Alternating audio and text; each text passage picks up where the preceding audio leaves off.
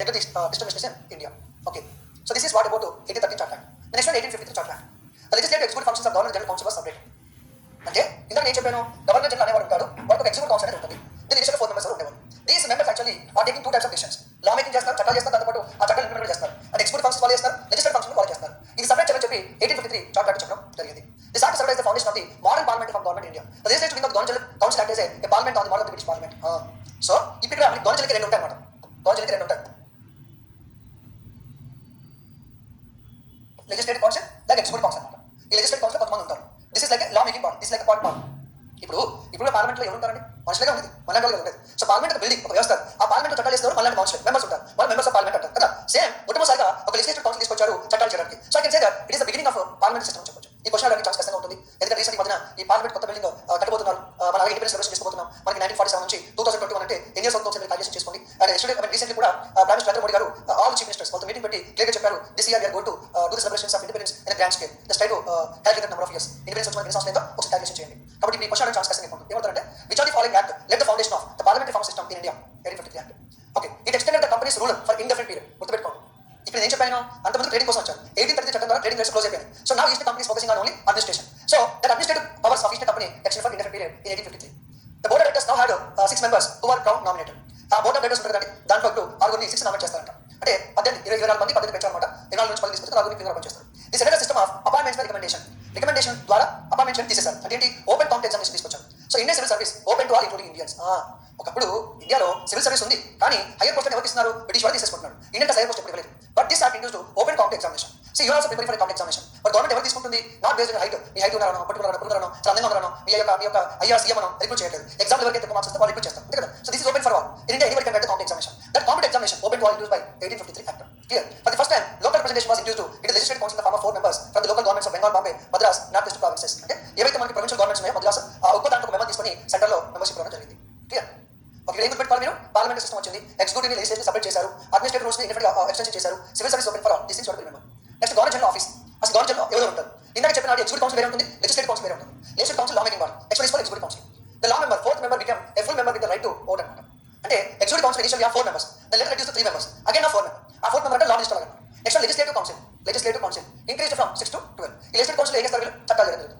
Okay, 12 members, 1 governor general, 1 commander in chief, 4 governor general executive council, 4 represented by the local governments of Bengal, Bombay, Madras and North West frontier. అంటే ఇక్కడ ఏమన్నా నేను legislative council అంటే ఎంతమంది ఉంటారు? 12 మంది ఉంటారు. ఏం చేస్తారు? చట్టాలు చేస్తారు. ఈ 12 మందిలో ఎవరు ఉంటారు? దానికి ఎక్స్ప్లెనేషన్ ఏంటి? ఈ 12 మందిలో మన గవర్నర్ జనరల్ ఉంటాడు, కమాండర్ ఇన్ చీఫ్ ఉంటాడు, గవర్నర్ ఎగ్జిక్యూటివ్ కౌన్సిల్ మెంబర్స్ ఉంటారు, 4 representative members ఉంటారు. ఇలా మొత్తం కలిపి 12 మంది ఉంటారు. The governor general could nominate a vice president of the council.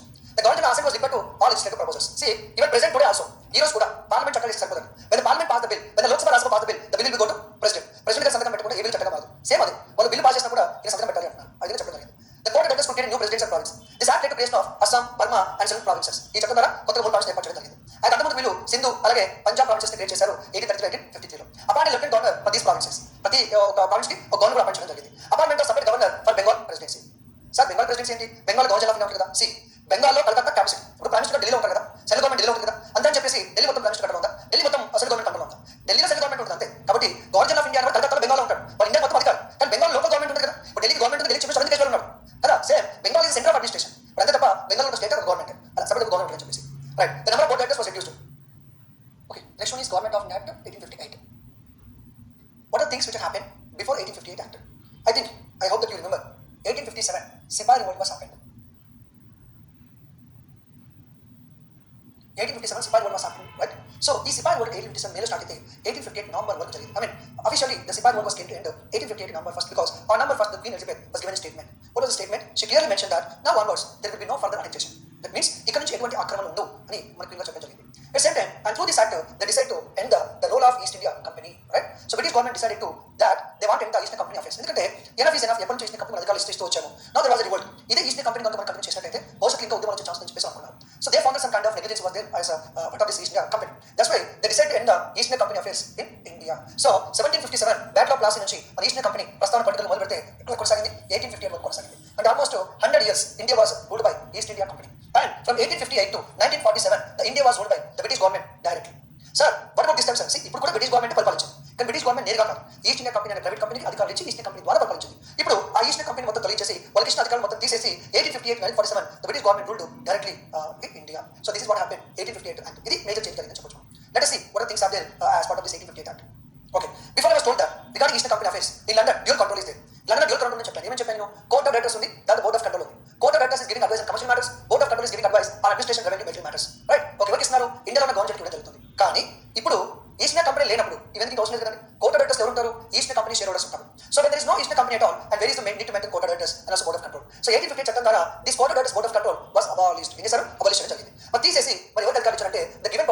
Secretary of State.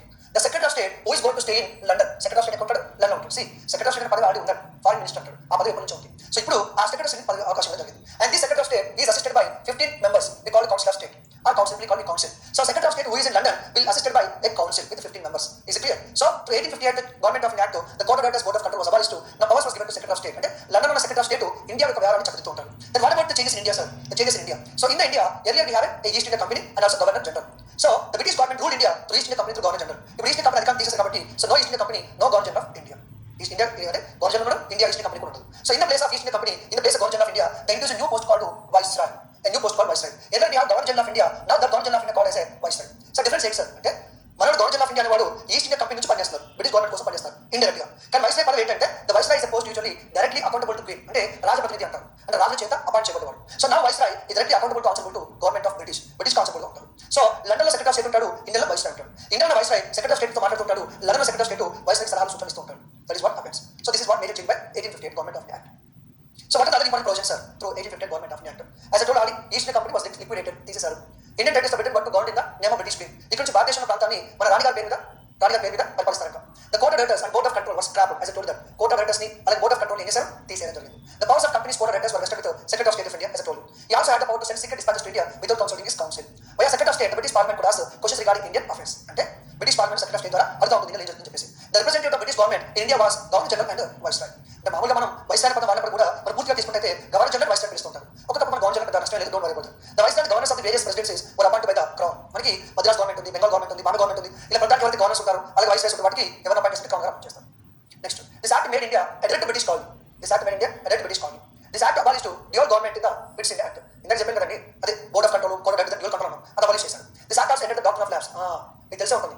One of the reasons for the rise of Sipahi revolt, the intents of Sipahi revolt was doctrine of lapse. Dalhousie. ఈ Dalhousie అనే వ్యక్తి 1853 లో ఝాన్సీ లక్ష్మీబాయి లక్ష్మీ పరిపాలిస్తున్న Jhansi Kingdom ని doctor of laps ఆక్రమించే ప్రయత్నం చేశాడు. Same Dalhousie to doctor of laps annexed అవ్వదు. మనకి మొత్తం సిపాయి రివోల్ట్ లో సెంటర్ పాయింట్ ఎక్కువ ఏంటంటే అవధ్, ఎందుకంటే ఆల్మోస్ట్ మనకి more than 70,000 sepoys are there in Awadh. So exact sepoy revolt కంటే ముందే అవధ్ మన డలౌసీ ఆక్రమించుకోవడం జరిగింది. So there is also a problem. So doctrine of lapse తీసేయడం జరిగింది. The Indian service was instituted for the administration for the country. There was provision for Indians to be admitted in the service. అదే అండి, Indians కూడా ఎక్కువ chance ఇస్తారని చెప్పడం జరిగింది. It was decided remaining Indian princes and chiefs would have their independent and the అంతా వదిలేస్తే matter ఏంటంటే 1858 చార్ట్ 1858 క్లియర్లీ మెన్షన్ దట్ ఎవరైతే ఇండియన్స్ ఉంటారో ప్రిన్సెస్ స్టేట్స్ ఉంటారో వాళ్ళ ఇంటర్నల్ మ్యాటర్స్ లో ఇంటర్ఫియర్ కాము అని చెప్పడం జరుగుతుంది. సో ఇది 1858 act. Next 1861 councils act. Sepoy revolt తర్వాత ఇమీడియట్ గా 1858 చట్టం వచ్చింది. ఆ సిపాయి రివోల్ట్ తర్వాత బ్రిటిష్ ఆలోచించి ఇండియన్ గవర్నమెంట్ లో చాలా చేంజెస్ తీసుకొచ్చారు. So what are the provisions in the 1861 council act? The legislative council had a limited role, chiefly advisory, no discussion and finance was permitted. అంటే ఇప్పుడు నేను గవర్నర్ జనరల్ని, నాతో పాటు 12 మంది ఉన్నారు. ఈ 12 మంది అందరూ చేస్తారు, చట్టాలు ఇస్తారు. అయితే ఇప్పుడు ఏమంటారంటే ఈ రిమైనింగ్ 11 మంది ఉంటారో వాళ్ళు అడ్వైజరీ నేచర్, అంటే సలహా ఇస్తారు తప్ప వాళ్ళు పెద్ద నిర్ణయం తీసుకునే అధికారం ఉండదు. అంటే రియల్ పవర్ ఎవరి చేతిలో గవర్నర్ చేతిలో ఉంటుంది. Even the Indians were nominated, they were no statutory provision for the inclusion of Indian state. అంటే ఇండియన్స్ ని నామినేట్ చేయమని చెప్పాలని చట్టం ప్రొవిజన్ లేదంట.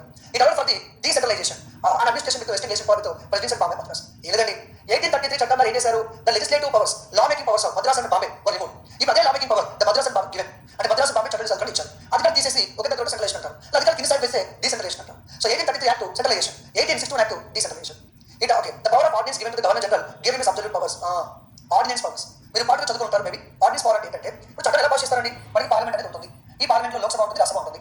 But the bill is introduced Lok Sabha Rajya Sabha, the bill will be sent to president of India. తెలుసు కదా మీకు, first parliament లో బిల్ పాస్ చేసి ప్రెసిడెంట్ పంపిస్తారు. ప్రెసిడెంట్ సంతకం పెడితేనే అది చట్టంగా మారిపోతుంది. బట్ పార్లమెంట్ ఎప్పుడు సమావేశం ఉంటుందా? ఉండదు కదా. Yearly the parliament session will happen for 3 times only. Parliament సమావేశం అనేది కేవలం 3 సార్లు మాత్రమే. ప్రతిరోజు పార్లమెంట్ సెషన్ ఉండదు. ఉన్నప్పుడు ఎవరు రాడు, ఇంత రోజు పెట్టి వస్తాడు, వాళ్ళు పరిపాలన చేయాలి కదా మరి. సో అది మ్యాటర్. అంటే ఎందుకని చెప్తున్నా నేను, suppose today this is March అనుకుందాం, ఆల్రెడీ బడ్జెట్ సమావేశం అయిపోయింది, ఇది మార్చ్ నెల, మళ్ళీ పార్లమెంట్ సమావేశం మనకి ఆగస్ట్లో సెప్టెంబర్ జరుగుతుంది అనుకుందాం. అంటే ఇప్పుడు కొత్తగా అర్జెంట్గా చట్టం పాస్ చేయాలంటే మన ఆగస్ట్ దాకా వెయిట్ చేయాలి. ఆగస్ట్ దాకా వెయిట్ చేయాలి, పార్లమెంట్ స్టార్ట్ అవ్వాలి, బిల్ పార్లమెంట్ పెట్టాలి, డిస్కషన్ జరగాలి, కాస్త కొట్టుకోవాలి, గిట్టుకోవాలి ఇవన్నీ జరిగిన తర్వాత బిల్లు చట్టంగా మారాలి. అప్పుడు దాకా మనం వెయిట్ చేయాలి, ఎమర్జెన్సీ ఉంది. సో అందుకని చెప్పేసి ఏం చేస్తారంటే ఇండియన్లో ప్రెసిడెంట్ పవర్ ఇచ్చారు. ఆ పవర్ ఏంటి అంటే ఆర్డినెన్స్ పవర్. అంటే ఏంటంటే when the parliament is not available, when the parliament is not in session, in an emergency, if want to pass the law, they'll directly go to president. ఇప్పుడు March for example urgent British government secretary చట్టం చేయాలి, parliament session లేదు, కానీ వేడిగా చేయాలి. ఇప్పుడు cabinet ఏం చేస్తుంది? బిల్ ఆమోదించి డైరెక్ట్ ప్రెసిడెంట్ గారు రాష్ట్రపతి పంపిస్తారు, రాష్ట్రపతి సంతకం పెడతారు, చట్టం అయిపోతుంది. ఇంకా పార్లమెంట్ సంబంధం లేదు. మళ్ళీ పార్లమెంట్ సమావేశం స్టార్ట్ అయిన తర్వాత ఈ ప్రెసిడెంట్ గారు సంతకం పెట్టిన మళ్ళీ పంపిస్తారు, అప్పుడు పార్లమెంట్ పంపిస్తారు. So when there is no parliament session, the government want pass ఇలా in emergency manner, that is what ordinance power. అలా ఇక్కడ గవర్నమెంట్ కూడా ఆర్డినెన్స్ పాస్ చేసి చెప్పడం జరిగింది, ఎక్కువ పాస్ ఇచ్చారు. పేరుకే డీసెంట్రలైజేషన్ కానీ అంత సీట్ లేదు. ఇంకా పోతే తీసుకుంటే executive functions of council, the 5th member was added, home, military, law, revenue, finance. 6th member public works 1874. మీకు గుర్తునే ఉంటుంది, గవర్నమెంట్ ఎగ్జిక్యూటివ్ కౌన్సిల్ లో ఒకప్పుడు 4 members ఉండేవారు, తర్వాత 3 members ఉండేవారు, తర్వాత ఇంతకు ముందు చట్టం చెప్పాను 4th member లా మెంబర్ వచ్చారు, 5th member తీసుకున్నారు ఫైనాన్స్ కోసం చెప్పేసి. Lord Canning introduced portfolio system. 1861 introduce portfolio. Portfolio ఏంటి? డిపార్ట్మెంట్ హెడ్ అండి, మినిస్టర్స్ ఉంటారు కదా, దాని పోర్ట్ఫోలియో సిస్టమ్ అంటారు. For legislative purpose, the Governor Council was enlarged, not to be between 16 to 12 additional members for 2 years. ఇందాక legislative council 6 to 12 members చెప్పాను కదా, ఇప్పుడు కొత్తగా యాడ్ చేయడం జరిగింది. Out of this, at least half of the additional members were to be ఇంకోటి non official. Official కి non official చాలా తేడా ఉంటుంది. నాన్ అఫీషియల్ మెంబర్స్ కి పెద్దగా రైట్స్ ఉండదు. ఇప్పుడు నేను అనుకోండి పార్లమెంట్కి వెళ్ళాలి, పార్లమెంట్ ఎంపీ ఎలక్ట్ అయ్యాను. ఎంపీ అయిన తర్వాత డిస్కస్ చేసి లేనప్పుడు ఓటర్స్ లేనప్పుడు పార్లమెంట్ మెంబర్ ఎందుకంటే వెళ్ళిన సైడ్ కూర్చొని వచ్చాను. ఎందుకంటే ఈ don't have right to discuss, you don't have right to vote. Then where is used to become member of parliament like that. Okay, they functions for concurrent legislative measures. Lord card November 3 next council in 1892. మొట్టమొదటిసారి 1861 చట్టం ద్వారా Indians కి council membership ఇవ్వడం జరిగింది. వాళ్ళు ఎవరి అంటే Raja Benares, the Maharaja Patiala and sir Dinkar Rao. ఈ ముగ్గురికి మొట్టమొదటిసారిగా మెంబర్షిప్ ఇచ్చారు. పెద్దలు అడుగుతారు, by which of the following act 3 Indians were given membership in the council? The answer is 1861 act. Like question అడుగుతారు, as per 1861 act which of the following members were given first membership in council అంటారు. ఏ వల్లభాయ్ పటేల్ అంటే 4 options ఇస్తారు. అందులో 3 options ఏంటి? Raja Benares, the Maharaja Patiala and sir Dinkar Rao. గుర్తుపెట్టుకోండి point. So keywords ఏం గుర్తుపెట్టుకుంటారు? పోర్ట్ఫోలియో సిస్టమ్ గుర్తుపెట్టుకోండి, అడిషనల్ నాన్ అడిషనల్ మెంబర్స్ గుర్తుపెట్టుకోండి, అండ్ 3 మెంబర్స్ గుర్తుపెట్టుకోండి. స్టిల్ ఇంకా చట్టం ఉంది. Any bill related to public revenue or debt or military religion or foreign affairs could not be passed without governmental assent. తెలిసిందే కదా. అంటే వీటికి సంబంధించిన బిల్లు ఏవైతే ఉంటాయో అవి గవర్నమెంట్ పర్మిషన్ లేకుండా చట్టాలు పాస్ అవ్వడం. Okay, the vice have the power to over the council if necessary. ఎందుకు కానీ ఇప్పుడు మీరు 10 మంది అనుకోండి, మీరు 10 మంది సలహా ఇస్తారు అనుకుందాం, మీ సలహా దగ్గర వెళ్తారు అనుకుందాం. ఇప్పుడు గవర్నమెంట్ ఏమంటే ఈ 10 మెంబర్స్ ఇచ్చే సలహాని నేను ఓవర్ రూల్ చేయొచ్చు. ఓవర్ అంటే మీరు 10 మంది ఏమన్నారు అది కూడా ఉన్నారు చట్టం వద్దా ఓవర్ ఉండదు. అప్పుడు మీరు సలహా ఇచ్చినందుకు మీరు ఉండదు కదా. మనం చెప్పిన సలహాలు ఇంకొకరు పాటించిన అవసరం లేదు అన్నప్పుడు సలహా ఇచ్చినందుకు మనం ఉండదు ఇంకా. అంటే ఇప్పుడు చూడండి, పేరు డీసెంట్రలైజేషన్ తప్ప అసలు అధికారం ఎక్కడ ఇవ్వాలి? మొత్తం అధికారం గవర్నమెంట్ చేతిలో ఉంది, గవర్నర్ చేతిలో ఉంది. Okay, promulgate ordinance without council's concurrence during emergency. చూసారా, ఎమర్జెన్సీ టైంలో గవర్నమెంట్ ఆర్డినెన్స్ ఇవ్వచ్చు. అది the secretary of state for India Britain could also dissolve any act passed by government council. అయితే లండన్ లో సెక్రటరీ ఆఫ్ స్టేట్ ఉంటాడో తను ఇండియాలో మన గవర్నమెంట్ ఎక్స్పోర్ట్ చేసిన చట్టాలు ఏవైతే ఉంటాయో వాటిని తీసేయచ్చు. అబలిష్ చేయొచ్చు. Legislative council of Calcutta had extensive power to pass for British India. ఇప్పుడు ఏదైతే బెంగాల్లో ఉండే బెంగాల్ కోసం లెజిస్లేటివ్ కౌన్సిల్ ఉందో లెజిస్లేటివ్ కౌన్సిల్ పూర్తిగా అధికారం ఇచ్చారు. బెంగాల్లో ఉండే లెజిస్లేటివ్ కౌన్సిల్ చేసే చట్టాలు భారతదేశం మొత్తం కంపెనీలు ఉంటాయి. New province also also for legislative purpose elected governors for appointed. అలా చాలా కొత్త లెజిస్లేటివ్ కౌన్సిల్ తీసుకోవడం జరిగింది, అది మెన్షన్ చేశారు. సో ఈ చట్టాలు లిస్ట్ ఇచ్చారు. ఎందుకు లిస్ట్ ఇచ్చారంటే there are many other laws also passed by British government. అది bad information. But 1863 ఎన్ని చట్టాలు ఉన్నాయి? Society registration act, Indian penal code act, IPC, female infancy prevention act, criminal tribes act, like many acts are there. For example, negotiation act 1881. This act is talking about the check system. తెలుసు కదా, మరి different types of checks ఉంటాయి. Check అంటే ఏంటి, promise అంటే ఏంటి, destination ఏంటి, ఇవన్నీ దాంట్లో ఉంటాయి అన్నమాట. అలాగే ఇల్బర్ట్ బిల్ అంటారు, గుర్తుందా? ఇల్బర్ట్ బిల్ అంటే ఏంటి? In Indian judiciary there was a discrimination. The white judge can deal with any cases, but black judge can deal with only Indian cases. Suppose నేను జడ్జి ఇండియన్స్ అంటే వాళ్ళు ఏమంటారు, black people అంటారు కదా. So ఒక European వాడు ఎప్పుడు మనలో తప్పు చేస్తారు, మరి ఏదో క్రైమ్ చేస్తారు, వాళ్ళు విచారణ చేస్తే జడ్జి విచారణ చేస్తారు కదా. అలా యూరోపియన్ ఎవరైనా తప్పు చేస్తే వాళ్ళ కేసుని ఇండియన్స్ బ్లాక్ జడ్జెస్ విచారణ చేయొద్దంట. అంటే ఆ వైట్ పీపుల్ కేసుని, యూరోపియన్ కేసుని బ్రిటిష్ జడ్జి డీల్ చేస్తారంట, మనం డీల్ చేయకూడదు. ఎందుకంటే ఒక black judge white person deal చేస్తారా, రేసిజం ఒక చెప్పొచ్చు. ఆ బిల్లు బెటర్ కానీ పాస్ అవ్వలేదు. So age of consent act గుర్తుందా? బెహరాంజీ మహల్బారి ఫోర్స్ చేస్తే ఈ మినిమం ఏజ్ గురించి age of consent act pass చేయడం జరిగింది. So this is what. Next Indian councils act 1892 background ఏంటి? దీని బ్యాక్గ్రౌండ్ చాలా ఉందండి. ఎస్పెషల్ ఏంటంటే మన 1885 కాంగ్రెస్ పార్టీ స్థాపించబడింది. So 1885 Congress party was founded. The initial leaders like Nandabhai Naoroji, Badruddin Tapji, ఇలా కొంతమంది ఉంటారండి. They put lot of pressure to this government to bring many changes, to bring many reforms. It is also an important thing. One of the demand was reform of legislative councils. They also wanted the principle of election of nomination. ఇప్పుడు legislative council export కావాలి, legislative council nomination ఈ చట్టాలు మాట్లాడుతున్నా కానీ ఎవరైతే ఆ 12 మంది సభ్యులు చేస్తారో ఆ 12 నామినేట్ చేసిన తప్ప ఎలక్షన్స్ అంటే లేవు. They wanted the right to hold discussions on financial matters. Financial discussion అవుతున్నారు. లార్డ్ వైస్ డఫినెట్ ఉన్నారు, ఆ కమిటీ అపాయింట్ చేద్దాం కానీ సెక్రటరీ ఆఫ్ స్టేట్ ఒప్పుకోలేదు. సరే ఇప్పుడు maybe this is what called 1982 background అనమాట. అదే చట్ట ప్రాసెస్ ఏమన్నా తీసుకుంటే that increase number of additional members, non additional members legislative council as follows. కొంచెం మెంబర్స్ ఇంక్రీజ్ చేశారు. సెంట్రల్ లెజిస్లేటివ్ కౌన్సిల్ కి 10 to 16 మెంబర్స్ ఇంక్రీజ్ చేయడం జరిగింది. అలాగే Bengal province 20 members, Madras province 20 members, Bombay 8, our 15, north frontier 15. So in 1892 out of 25 members only 5 are Indians. అంటే ఇప్పుడు central legislative council ఇలా మొదలు అనుకోండి. సెంట్రల్ లెజిస్లేటివ్ కౌన్సిల్ అంటే అప్పుడు పార్లమెంట్ లెక్క, సెంట్రల్. ప్రొవిన్షియల్ కౌన్సిల్ అంటే స్టేట్. గుర్తుపెట్టుకోండి, central legislative assembly, imperial legislative assembly అంటే సెంట్రల్ లో ఉన్న పార్లమెంట్ లెక్క. ప్రొవిన్షియల్ కౌన్సిల్ అంటే స్టేట్ లో ఉన్న అసెంబ్లీ లెక్క. They could not ask supplementary questions. ఈ చట్టం యొక్క స్పెషాలిటీ ఏంటంటే మొట్టమొదటిగా రైట్ టు ఆస్క్ క్వశ్చన్స్ ఇవ్వడం జరిగింది. అదేం సార్ అంటే బడ్జెట్ మీద. ఇప్పుడు బ్రిటిష్ వాడు బడ్జెట్ మీద చట్టం పాస్ చేస్తున్నారు, కానీ ఆ బడ్జెట్ గురించి అడగకపోవడం లేదు. మనం పార్లమెంట్ దగ్గర కూర్చుంటారు, కానీ బడ్జెట్ క్వశ్చన్ అడగకూడదు. బ్రిటిష్ వాడు బడ్జెట్ పెడతారు చెప్పాలి. But for first time this act given permission that Indians also can ask questions and budget. కానీ సబ్సిక్వెంట్ క్వశ్చన్స్, సప్లిమెంటరీ క్వశ్చన్స్ ఉండవు. నేను వేస్తాను అధ్యక్ష అగ్రికల్చర్ పరిధిలో ఖర్చు పెట్టారు, ఏదో ఖర్చు పెట్టారు అంట అని ఆశ చెప్తారు. తర్వాత ఫర్దర్ ఏముంటుంది క్వశ్చన్ అడగచ్చు. అందరూ పర్మిషన్ జరిగింది. Principal representation district boards, universities, municipalities, chamber of commerce in the provincial council. అంటే మద్రాస్ అనుకోండి, మద్రాస్ బోర్డు డిస్ట్రిక్ట్స్ ఉంటాయి, యూనివర్సిటీ ఉంటుంది, జమీదార్స్ ఉంటారు. అలాగే మద్రాస్ కౌన్సిల్ హౌస్ లాగా ఉంది. అయితే మద్రాస్ కౌన్సిల్ అయితే హౌస్ లాగా అయితే ఉంటుందో ఆ కౌన్సిల్లోకి లోకల్ రిప్రజెంటేషన్ మున్సిపాలిటీ నుంచి ఒకరు, యూనివర్సిటీ నుంచి ఒకరు, అలా మెంబర్స్ తీసుకున్నారు. లెజిస్లేటివ్ కౌన్సిల్ ఎప్పుడు to make new laws and repeal the old laws అంటారు. నెక్స్ట్ సో దీంతో చట్టాలు పాస్ చేశారు. For example 1904 act. ఈ 3 చట్టాలు చాలా ఇంపార్టెంట్ ఏంటంటే మన లార్డ్ కర్జన్ పాస్ చేయడం జరిగింది. Lord Curzon was responsible for Bengal partition. మీకు తెలుసు అనుకుంటారు, మరి ఏన్షియన్ క్లాస్ ఇంటర్ వాళ్ళు తెలుసుకుంది, లేదా నేర్చుకుంటారు. Till 1920 we don't have any information about Indus Valley civilization. 1920 వరకు భారతదేశం ఎక్కడ నుంచి మొదలైందంటే ఆర్డినరీ సివిలైజేషన్ తప్ప వేరే డిస్కషన్ ఉండదు. But till after 1920 only we come to know about Indus Valley civilization. అది ఎలా తెలిసింది మనకంటే నేను ఇంట్రెస్ట్ చేసిన ఎవరంటే lord Curzon pass act called ancient monuments preservation act 1904. Arthur Saraf అనే కొత్త మంది మన తీసుకోవడం జరిగింది. జాన్ మార్షల్ కూడా అపాయింట్ చేయడం జరిగింది. అండ్ ఆ civilization college Indus civilization because of John Marshall. John Marshall అయితే ఇండస్ వ్యాలీ సివిలైజేషన్, ఆ సివిలైజేషన్ ఇండస్ వ్యాలీ సివిలైజేషన్ అన్నారు. అలాగే యూనివర్సిటీ యాక్ట్ 1904. మనకి 1902లో థామస్ టాలే కమిటీ ఉండేది, ఆ కమిటీ బేస్ నుంచి చట్టం తీసుకొచ్చారు. Officer secrets act 1904. So Bengal partition చెప్పాను. ఆఫీసర్ సీక్రెట్స్ 1904 అంటే ఏంటంటే Indians were not given right to information. Government లో ఏదో తెలిసిన అధికారం ఇండియన్స్కి లేదు. ఇలా వీళ్ళు కొంచెం చట్టాలు తీసుకొచ్చారు. దీని తర్వాత మళ్ళీ 1892 చట్టం తర్వాత మనకి 1909 యాక్ట్. బిఫోర్ పాసింగ్ 1909 యాక్ట్ 1909 చట్టం పాస్ చేయక ముందు జరిగిన సంఘటన ఏంటి దాని ఏంటంటే చూద్దాం. బ్యాక్గ్రౌండ్ ఏంటంటే మనకి అప్పుడు క్వీన్ విక్టోరియా ఉన్నారు. పాప ఆవిడ 1903లో కాలం చెల్లారు. కాలం చెల్లారు ఏంటి మన తెలుగు భాష కాలం చెల్లారు చచ్చిపోయారు. సరే ఏం చేయాలి మనం సార్ క్వీన్ గారు రాణిగా చచ్చిపోయారు. కానీ చచ్చిపోయే ముందు పాప ఆయన మెన్షన్ చేశారు ఏంటంటే మేము ఇండియన్స్ ఈక్వల్గా ట్రీట్ చేస్తాము, ఈక్వల్గా ట్రీట్ చేయమని చెప్పేసి రాణిగా చెప్పారు. అలా చెప్పారు కాబట్టి ఒక ముస్లింని ఒక హిందూని కౌన్సిల్ మెంబర్గా తీసుకున్నారు. సెకండ్ ఆఫ్ స్టేట్ కౌన్సిల్ కదా దాంట్లో మెంబర్గా తీసుకున్నారు అనమాట. సో సయ్యద్ హుస్సేన్ బిల్గామి అలా కృష్ణ గుప్తా ఈ క్వశ్చన్ టాపిక్ అవకాశం ఉంటుంది. ఎందుకంటే ఈ క్వశ్చన్ మొత్తం ఎగ్జామ్ అడగలేదు. అడిగిన క్వశ్చన్ ఎలా మళ్ళీ ఛాన్స్ తక్కువ ఉంటుంది. కొత్త కొత్త ట్రై చేస్తారు కాబట్టి ఇది అవుతుందని నేను అనుకుంటున్నాను. Okay 1905 lord Curzon cabinet Bengal partition తెలిసిందే. బెంగాల్ పార్టీషన్ చేశారు. ఆ బెంగాల్ పార్టీషన్ కనిష్టగానే కాంగ్రెస్ పార్టీ మొట్టమొదటిసారిగా ఉద్యమం చేసింది. ఉద్యమం చేయడంతో పాటు కాంగ్రెస్ పార్టీ స్వరాజ్ని సెల్ఫ్ రూల్ని డిమాండ్ చేశారు. Okay then liberal party has scored election victory అంటే బ్రిటన్ ఎలక్షన్ జరిగాయి. లిబరల్ పార్టీ మెజారిటీ వచ్చి గవర్నమెంట్ ఫామ్ చేశారు. Gopal Krishna Gokhale Morley in England to emphasise the need of the reforms.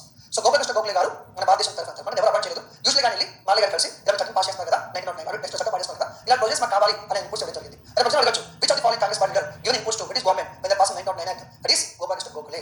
Okay right. ఇంకోటి ఏంటంటే 1905 లో బెంగాల్ పార్టీషన్ గురించి కనుక తెలిసిందే. 1906 లో ఉద్యమాలు ప్రారంభించారు. జరుగుతున్నాయి. As I told that we discussed about Swadeshi revolt. మీకు ఏం చెప్పాను అంటే the Bengal Bengal partition, East Bengal as well as West Bengal. East Bengal Muslim dominated, West Bengal majority were Hindus. అయితే ఈ బెంగాల్ పార్టీషన్ వల్ల ముస్లిమ్స్ సెపరేట్ స్టేట్ వస్తుంది కదా. So many of Muslims are very happy because they got their own state. Muslim వాళ్ళకంటే స్వతంత్ర state ఉంది, కొంచెం development అవుతుంది వాళ్ళ దేశం. Who are opposing Bengal partition? Congress party opposing Bengal partition కదా. సో ఇప్పుడు ముస్లిమ్స్ ఏమంటున్నారు అంటే అచ్చా కాంగ్రెస్ పార్టీకి ముస్లిమ్స్ సెపరేట్ స్టేట్ ఇస్తే కష్టం ఏంటి? Congress party Hindus party, Congress party Brahmans party అని అనుకున్నాను. అందుకని సొంతంగా పార్టీ పెట్టేశాను. So for the first time they float A political party called all India Muslim League party in 1906. ఈ 1906 all India Muslim League party was founded in 1906 స్థాపించడం.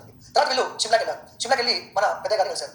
So Shimla deputation ముస్లిం గడిపై ఆగా ఖాన్ పెద్దలు అడుగుతారు which of the following person let Shimla deputation to అని అనుకోండి. Remember ఆగా Khan person అంటే వెళ్ళి కలిసారు. ఇలా భయం అవుతుంది, మన చట్టం పాస్ చేస్తారు, మన ముస్లిమ్స్ ఉందా లేదా అన్నట్టుగా వాళ్ళు డిమాండ్ చేయడం జరిగింది. వాళ్ళు ఏం డిమాండ్ చేస్తారు? యాక్చువల్గా సపరేట్ ఎలక్టెడ్ డిమాండ్ చేశారు. సపరేట్ ఎలక్టెడ్ అంటే సో హిందువులు ఎవరున్నారు, హిందువులు గెలుస్తారు, మాకు ఛాన్స్ అవ్వట్లేదు, మమ్మల్ని వర్క్ చేసుకుంటే మా కోసం పనిచేయలేదు, మాకంటే పెద్ద నిజం కావాలి డిమాండ్ చేశాను. ఇది బ్యాక్గ్రౌండ్ జరిగింది. యాక్చువల్ 1909 చట్టం ఏమున్నాయి చూద్దాం. ఫస్ట్ మనకి లెజిస్లేటివ్ కౌన్సిల్ మెంబర్స్ ఏమైనా పెరిగారా? సెంట్రల్ లెజిస్లేటివ్ పార్లమెంట్ అంటారు, ప్రొవిన్షియల్ స్టేట్ గవర్నమెంట్ అంటారు. సో సెంట్రల్ లెజిస్లేటివ్ కౌన్సిల్ ని 16 నుంచి 60 మందికి పెంచారు. ఓకే అలా legislative council Bengal, Madras, Bombay United provinces 50 members ఇచ్చు. అంటే ప్రావిన్సెస్ లో 56 మంది ఉంటారు. అలాగే పంజాబ్ లో బర్మా రాష్ట్రంలో 30 మంది ఉంటారు. ఇలా సెంట్రల్ లెజిస్లేటివ్ కౌన్సిల్ లో స్టేట్ లో ఏవైతే కౌన్సిల్స్ ఉంటాయో సంఖ్యను పెంచారు, మెంబర్స్ పెంచారు. లోక్సభ ఎలాగైతే 545 కట్టడం అలా అనమాట. ఓకే అది బాగా ఉంది. Legislative council in the centre and provinces work have 4 categories of members as follows. Okay అంటే ఈ లెజిస్లేటివ్ కౌన్సిల్ 4 రకాల సభ్యులు ఉంటారంట. First X official members, governor general and members of executive council. X official అంటే ఏం లేదండి, ఆ పదవిలో ఎవరున్నా కూడా అతను మెంబర్ అవుతాడు. ఇప్పుడు ఫర్ ఎగ్జాంపుల్ విలేజ్ అనుకోండి, విలేజ్ లో మనం కమిటీ అపాయింట్ చేస్తాం. సర్పంచ్ కదా, సర్పంచ్ మనం ఎక్స్ అఫీషియల్ మెంబర్ అన్నాం. అంటే ఆ సర్పంచ్ పదవిలో ఎవరున్నా సరే దీనిలో మెంబర్గా ఉంటాడు. మనం సర్పంచ్ పనిచేసిన వ్యక్తిని తీసుకోవట్లా, సర్పంచ్ పదవి మెంబర్ తీసుకుంటున్నాం. సో దాని ఎక్స్ అఫీషియల్ మెంబర్స్. అలాగే nominate official members, nominate non official members and elected members. Is it clear? ఈ విధంగా దీంట్లో 4 రకాల మెంబర్స్ ఉంటారు. Right. Indians are given members to the imperial legislative council for the first time. మొట్టమొదటిసారిగా central మొట్టమొదటిసారిగా legislative council మనకి members ఇచ్చారట. It introduce separate rate Muslims. మనకి 1905 బెంగాల్ పార్టీషన్ వచ్చింది. 1906 ముస్లిం లీగ్ పార్టీ ఏర్పాటు చేశారు. సింగల్ డెప్యుటేషన్కి వెళ్ళారు. Based on Muslim League party recommendations what we call demand the British government was given. So 1909 చట్టం ద్వారా సెపరేట్ రేట్ ముస్లిమ్స్ వెళ్ళింది. The members party discuss the budget and more resolution discuss matter public interest. ఇప్పుడు ఎవరైతే members దాంట్లో ఉంటారో వాళ్ళు ఏ విషయం discuss చేయొచ్చు అంట. They also supplementary questions. Supplementary questions అంటే ఇప్పుడు అధ్యక్ష మన వైజాగ్ లెవెల్ ఎంత ఖర్చు అధ్యక్ష అంటారు, 4 కోట్లు ఖర్చు అంటారు. దాంట్లో ఎవరికి ఇచ్చిన ఇలా సప్లిమెంటరీ క్వశ్చన్స్ అంటారు. ఒక ఇష్యూ మీద ఒక క్వశ్చన్ కాకుండా ఇంకా గవర్నమెంట్ క్వశ్చన్ అడుగుతూ ఉంటారు. అది సత్యేంద్ర సిన్హా, సత్యేంద్ర పి సిన్హా అంటారు. ఈ బిట్వాల్ అవకాశం ఎగ్జామ్ లో Satyendra P Sinha was the first Indian member of the viceroy executive council. నేను చెప్పిన ఎప్పటి నుంచి చెప్తాను మీకు 1773 చట్టం నుంచి చెప్తున్నాను. వైస్రాయ్ ఎగ్జిక్యూటివ్ కౌన్సిల్ ఉంటుంది. మేజర్ డెసిషన్ తీసుకునేది ఎగ్జిక్యూటివ్ కౌన్సిలే. ఈ ఎగ్జిక్యూటివ్ కౌన్సిల్ ఎప్పుడు యూరోపియన్స్ ఉన్నారు, కానీ మొట్టమొదటిసారిగా ఒక ఇండియన్ ఎగ్జిక్యూటివ్ కౌన్సిల్ మెంబర్షిప్ ఇచ్చారు. దీనికి మన సంతోష అవసరం ఏం లేదు. బ్రిటిష్ వాళ్ళు వచ్చినప్పుడు రిఫార్మ్ తెచ్చినప్పుడు మెంబర్షిప్ ఇచ్చినప్పుడు మన వాళ్ళు కొంతమంది అప్పుడే దానికి ఎక్కువ ఫీల్ అయిపోయారు. 2 Indians were nominate to the council of secretary of state for Indian affairs. Okay 1909 చట్టం ద్వారా ఏమైనా చట్టం పాస్ చేశారు. India press act, government of India, English India ordinance act, government of 1915, defence act 1915, role act 1919. ఈ చట్టాన్ని కూడా 1909 చట్టం ద్వారా పాస్ చేయడం జరిగింది. సో ఈ చట్టం పాస్ చేయడం ఏం జరిగింది అంటే ఫస్ట్ వరల్డ్ వార్ స్టార్ట్ అయింది. World war 1 was started 1914 to 18 world war 1. By this time ఈ వరల్డ్ వార్ జరుగుతున్నప్పుడే 1914 లో తెలంగాణ జైలు రిలీజ్ అయ్యారు. 1915 లో గాంధీ గారు ఇండియాకి వచ్చారు. 1916 లో సర్వోదయ రాష్ట్రం పెట్టారు. 1917 లో గాంధీ గారు చపర సత్యాగ్రహం చేశారు. ఒకవైపు తెలంగాణ జైలు బయటకు వచ్చాడు, ఇంకోవైపు గాంధీ సౌత్ ఆఫ్రికా నుంచి ఇండియాకి వచ్చారు. అప్పుడే వరల్డ్ వార్ అనేది జరుగుతూ ఉంటుంది. వరల్డ్ వార్ 1 లో 1914 లో గాంధీ యాక్చువల్గా సౌత్ ఆఫ్రికా నుంచి ఇండియా రాకుండా గాంధీ సౌత్ ఆఫ్రికా నుంచి ఇండియా లండన్కి వెళ్ళి లండన్ నుంచి ఇండియా జరిగింది. అక్కడ వరల్డ్ వార్ సపోర్ట్ చేశారు. Next 1916 to 17 there was a home rule movement. If I hope you remember that and recent as well Balagangadhara. ఏం డిమాండ్ చేస్తారు మరి ఇక్కడ? సార్ దీనికి చట్టం కనెక్షన్ ఉందా? ఉంది, ఎందుకు కనెక్షన్ ఉంది. So some of the Indians they decide to support the British government during world war 1. Some of the Indians ఎందుకంటే ఇప్పుడు వరల్డ్ వార్ అంటే బ్రిటిష్ సపోర్ట్ చేసినట్టయితే లేదా చట్టం మనకు కావాల్సిన ఇస్తారేమో అన్న ఆశ like that. So the home rule movement was started by Alexander Balagangadhara 1917. The movement came to end in 1917 because the British government was made a declaration called August declaration. ఏముంది ఆగస్ట్ డిక్లరేషన్ అన్నారు, జనవరి డిక్లరేషన్ అంటారు. ఏ declaration ఏముంది అంటే so dear Indians you need not worry as soon as possible we are going to set up the self governing institutions. అంటే మీరు భయపడకండి, మీకు స్వరాజ్ ఇస్తాము, సెల్ఫ్ ఇస్తాము, మీరు పర్మనెంట్ స్టడీస్ ఇస్తామని చెప్పారు. అది ప్రామిస్ చేశారు, అది పని ఇంప్లిమెంట్ చేయాలి. So November 1917 Montagu had visited India. Who is Montagu? Secretary of state. ఇండియాకి వచ్చి చాలా మంది కలిసారు. అలాగే 8 July 1918 constitution reforms in India was published. అంటే ఇండియాకి వచ్చి చాలా మంది కలిసి ఒక రిపోర్ట్ తయారు చేశారు. ఆ రిపోర్ట్ ఏంటంటే మాంటెఫోర్డ్. మాంటెఫోర్డ్ ఏంటి? మాంటె అంటే మాంటెగో, ఫోర్డ్ అంటే చెప్పడం. ఒక ఆయన సెక్రటరీ ఆఫ్ స్టేట్, ఇంకానేమో వైస్ చెప్పచ్చు. ఇది గవర్నమెంట్ ఆఫ్ 1990 పాస్ అయిన కారణాలు ఏంటి? అసలు పొజిషన్స్ ఏంటి బోర్డు అని చూద్దాం మేజర్గా. తెలుగు వచ్చేసి ఏంటంటే డయార్కి ఇంట్యూస్డ్ రెస్పాన్సిబుల్ గవర్నమెంట్. డయార్క్ అంటే ఏంటంటే డ్యూయల్ గవర్నమెంట్ ఉంటుంది, అంటే ఇద్దరు ఉంటారు. మీకు గుర్తున్న బెంగాల్ డ్యూయల్ గవర్నమెంట్ ఒక కమిషన్ కంపెనీ ఉంటుంది, దాదాపు నవాబ్ కూడా ఉంటారు. ఇక్కడ డ్యూయల్ గవర్నమెంట్ యూస్ చేశారు. ఓకే, మరి సెంట్రల్ ఉన్న ప్రావిన్స్ లోనా, ఇది కూడా క్వశ్చన్ కదా. డయార్క్ ద్వారా ఇక్కడ మరి ఈ డయార్క్ గవర్నమెంట్ ని ఎక్కడ యూస్ చేశారు, సెంట్రల్ లోనా స్టేట్ లోనా? స్టేట్ అంటే మనం ఏమన్నా ప్రావిన్స్ అన్నాం. So at provincial level the that was introduced. Okay, it introduced the concept of federal structure with a unitary base, not this part. There was increased partnership participation of Indians in the administration. ఎక్కువ మంది Indians membership ఇచ్చారు. For the first time elections were known to the people. మొట్టమొదటిసారి British వాళ్ళు globalisation వచ్చారు. Election to చేసి 1990 చట్టం ద్వారా introduce చేయడం జరిగింది. Some women Indian women also had right to vote for the మొట్టమొదటిసారిగా భారతదేశంలో మహిళలకు ఓటింగ్ హక్కుని ఇవ్వని ఆలోచించారు.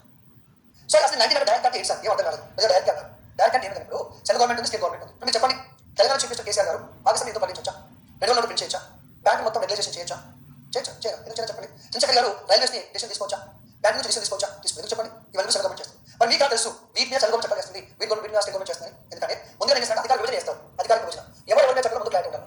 So the direct legislative powers some subjects are given to centre, అంటే కొన్ని అంశాలు సెంటర్ ఇచ్చారు. డిఫెన్స్ సబ్జెక్ట్స్ సెంటర్ చేతిలో ఉంటారు, సెంటర్ ఇచ్చారు. మిగతా సబ్జెక్ట్స్ ఇచ్చారు ప్రొవిన్షియల్ అంటే ఏంటి, స్టేట్స్ కూడా జరిగింది.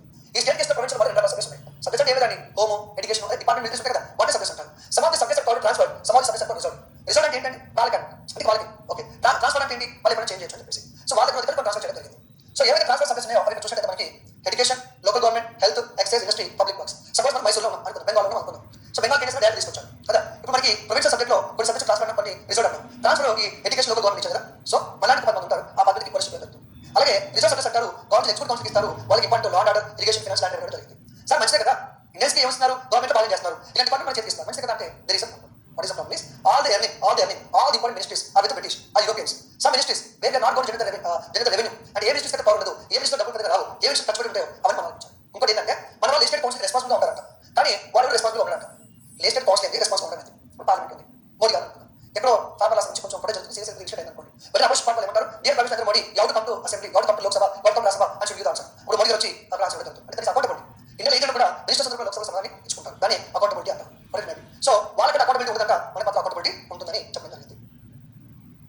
ఈ 99 గవర్నమెంట్ ఆఫ్ ఇండియా చట్టం ద్వారా ప్రోసెస్ తీసుకొచ్చారని చెప్పాను. ఆ ప్రోసెస్ ఏంటంటే మన ఇంపార్టెంట్ ప్రోసెస్ అంటే డైరెక్ట్ వాజ్ ఇంట్రడ్యూస్డ్.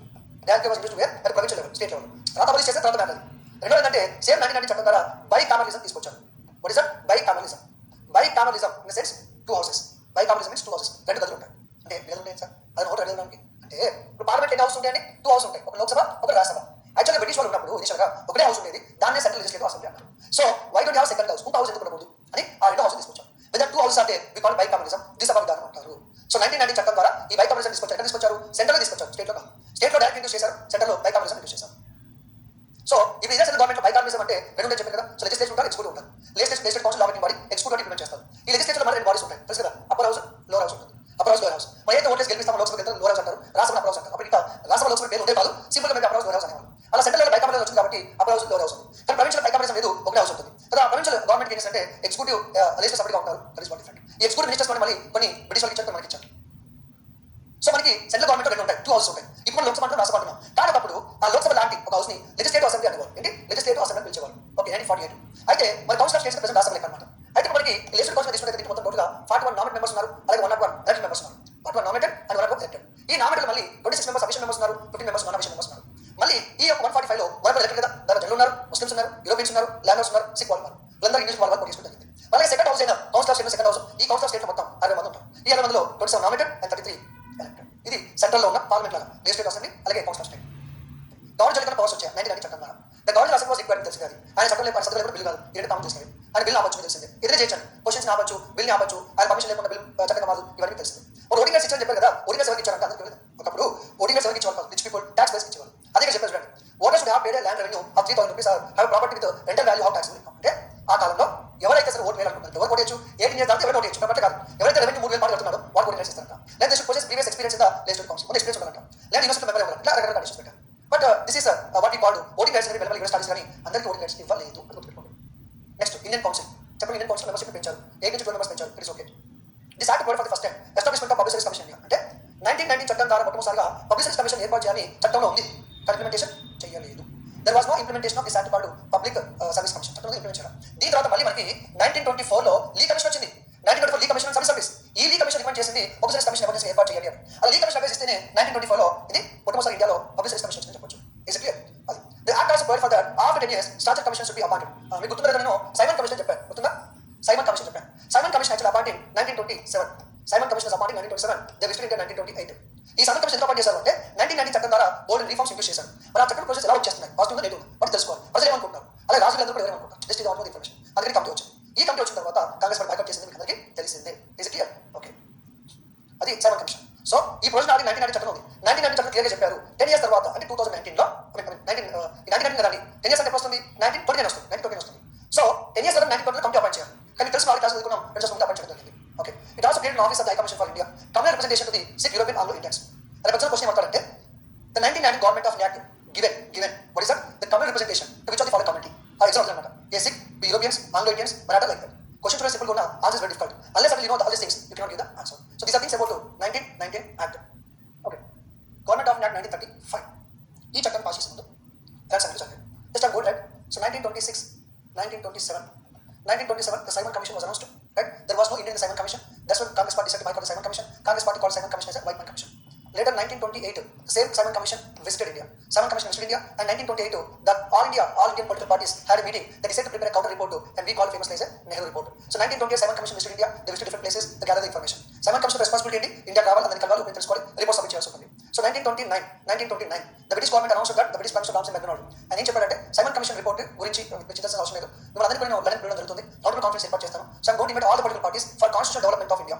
ఇండియాలో కాన్స్టిట్యూషన్ డెవలప్మెంట్ కోసం అందరూ లండన్ ఇన్వైట్ చేస్తామని చెప్పాడు, రౌండ్ కాన్ఫరెన్స్ ఏర్పాటు చేస్తామని చెప్పాడు కదా. అలా 1927లో లాహోర్లో కాంగ్రెస్ పార్టీ మీటింగ్ జరిగింది, ఐఎన్ సెషన్ జరిగింది. In meeting they decide go for the demand of Purna Swaraj demand చేయడం జరిగింది 1929లో. అలాగే మనకి 1930లో మనకి 30 నుంచి 34 వరకు మనకి సివిల్ డిసోబీడియన్స్ మూవ్మెంట్ జరిగింది, దండి సత్యాగ్రహ జరిగింది కదా. అలాగే మనకి 1930 ఎండింగ్ రౌండ్ టేబుల్ కాన్ఫరెన్స్ 1 జరిగింది. అలాగే 1931 ఎండింగ్ రౌండ్ టేబుల్ కాన్ఫరెన్స్ 2 జరిగింది, రౌండ్ టేబుల్ కాన్ఫరెన్స్ 2 జరిగింది. అలాగే 1932 రౌండ్ టేబుల్ కాన్ఫరెన్స్ 3 జరిగింది. So 30, 3 round table conferences happened. As you know that the Congress party, including Gandhi, attended only one round table conference and the second round table conference. Mohammad Iqbal, Sarojini Naidu, these people became round table conference too. ఇవన్నీ జరిగాయి కదా. ఎందుకంటే sir చెప్తున్నారు అంటే 1990 చట్టం clear commission చెప్పాడు, 10 years committee appoint చేయాలి. ఆ కమిటీ ఇండియాకి వచ్చేసి తిరిగేసి రిపోర్ట్ పబ్లిష్ చేస్తారు. అంటే 1990 ప్రొవిజన్స్ ఎలా ఇంప్లిమెంట్ అవుతున్నాయి వాళ్ళకి కొన్ని సజెషన్స్ ఇస్తాయి. Based on the report they are going to pass a new act అన్నమాట. అదే సైమన్ కమిషన్ ఇచ్చే రిపోర్ట్ బేస్ చేసుకొని కొత్త చట్టం ఉండే అవకాశం ఉంది కాబట్టి మనలు సైమన్ కమిషన్ గురించి భయపడడం ఇండియన్ లీగల్ లేదని చెప్పేసి. So this is background of round table conference everything. So finally 1935లో ఆ చట్టాన్ని పాస్ చేద్దాం. This 1935 government of NAC on the basis of what? Date base చేసుకొని పాస్ చేశారు. సైమన్ కమిషన్ ఇచ్చిన రిపోర్ట్ బేస్ చేసుకొని okay the recommendations of the round table conference కి India నుంచి political parties, principal states, some different people invited, even in London also opposition party members, those also attended, right? A white paper published by British government in 1933, a report of joint select committee. So parliament 2 house ఉంటుంది కదా, అటు house కలిపి ఇక్కడ London అన్నమాట. So based on joint select committee report, based on discussions everything in round table conference, based on white paper, based on Simon commission report, ఇవన్నీ base చేసుకొని 1935 చట్టం తీసుకోవడం జరిగింది. అది బ్రిటిష్ గవర్నమెంట్ ప్లాన్ ఏంటి అంటే ద ఫస్ట్ ప్లాన్ ఏంటంటే India ఆడి British provinces ఉన్నాయి, దాంతో పాటు ప్రిన్సిపల్ స్టేట్స్ ఉన్నాయి, చిన్న బోర్డు ప్రిన్సిపల్ స్టేట్స్ ఉన్నాయి. So the British government wants federal government అంటే సెంట్రల్ గవర్నమెంట్ స్టేట్ గవర్నమెంట్ ఉంటుంది. ఈ స్టేట్ గవర్నమెంట్ లో ప్రిన్సిపల్ స్టేట్స్ ఉంటారు, ప్రావిన్సెస్ కూడా ఉంటాయి. సార్ ప్రిన్సిపల్ స్టేట్స్ స్వతంత్రంగా పరిపాలిస్తారు నిజం, ఇట్లా వాళ్ళు బ్రిటిష్ గవర్నమెంట్ లో ఉంటారు ఎందుకు ఒప్పుకుంటే ఒప్పుకోవడం తర్వాత వచ్చిన. So British government federal government ఏర్పాటు చేయాలి అని కోరిక మాత్రం ఉన్నారు. ఫెడరల్ గవర్నమెంట్ అంటే మరి as in any country there are 2 governments are there, central government as well as state government. That government is called as federal government. ఇప్పుడు అమెరికా తీసుకోండి, అమెరికా ఉంది, స్టేట్ గవర్నమెంట్స్ కూడా ఉన్నాయి. అది ఇప్పుడు మనకి ఫర్ ఎగ్జాంపుల్ ఇండియా తీసుకోండి, ఆస్ట్రేలియా తీసుకోండి, ఫర్ ఎగ్జాంపుల్ కెనడా తీసుకోండి. కెనడా సెంట్రల్ గవర్నమెంట్ ఉంటుంది, స్టేట్ గవర్నమెంట్ ఉన్నప్పుడు పెద్ద పవర్స్ ఉంది, మొత్తం సెంట్రల్ గవర్నమెంట్ పవర్స్ ఉంటాయి. Where there are more powers given to central government, it is called unitary government. Where there are central government is state government, both are shared powers, both are equal powers, we call federal government. అలా principal states provinces కలిపి ఒక federal government ఏర్పాటు అనుకుంటారు. Federal government ఉంటే federal court ఉంటుంది, federal police commission ఉంటుంది, అన్ని federal ఉంటాయి, right. So government of 1935 provisions ఏంటి చూద్దాం ఒకసారి. So dyarchy was abolished in provincial and into set centre. Dyarchy was abolished at provincial level into set centre. So 1990 చట్టం కదండి, ఆ 1919 చట్టం ద్వారా డయార్కీని ప్రొవిన్షియల్ లెవెల్ ఇంట్యూస్ చేశారు. ఇప్పుడు 1935 చట్టం ద్వారా ప్రొవిన్షియల్ అబాలిష్ చేసి సెంట్రల్ ఇంట్యూస్ చేశారు. అది అలాగే 1990 చట్టం introduce to bicameralism at centre, now introduce at state. ఇప్పుడు కన్ఫ్యూషన్ పోవాలంటే వెరీ సింపుల్ థింగ్. ఇక్కడ మనకి 2 అంశాలు ఉన్నాయి, ఒకటి ఏంటంటే డయార్కీ ఉంది, రెండోది బైకామలిజం ఉంది. బైకామలిజం ఓకే. ఈ డయార్కీని ఎక్కడ ఇంట్యూస్ చేశారు? 1919 చట్టం ద్వారా ఇంట్యూస్ చేశారు, 1935 చట్టం ద్వారా ఇంట్యూస్ చేశారు. Dyarchy introduce to at provincial level at provincial level 1990 చట్టం ద్వారా ప్రొవిన్షియల్ లెవెల్ ఇంట్యూస్ చేశారు.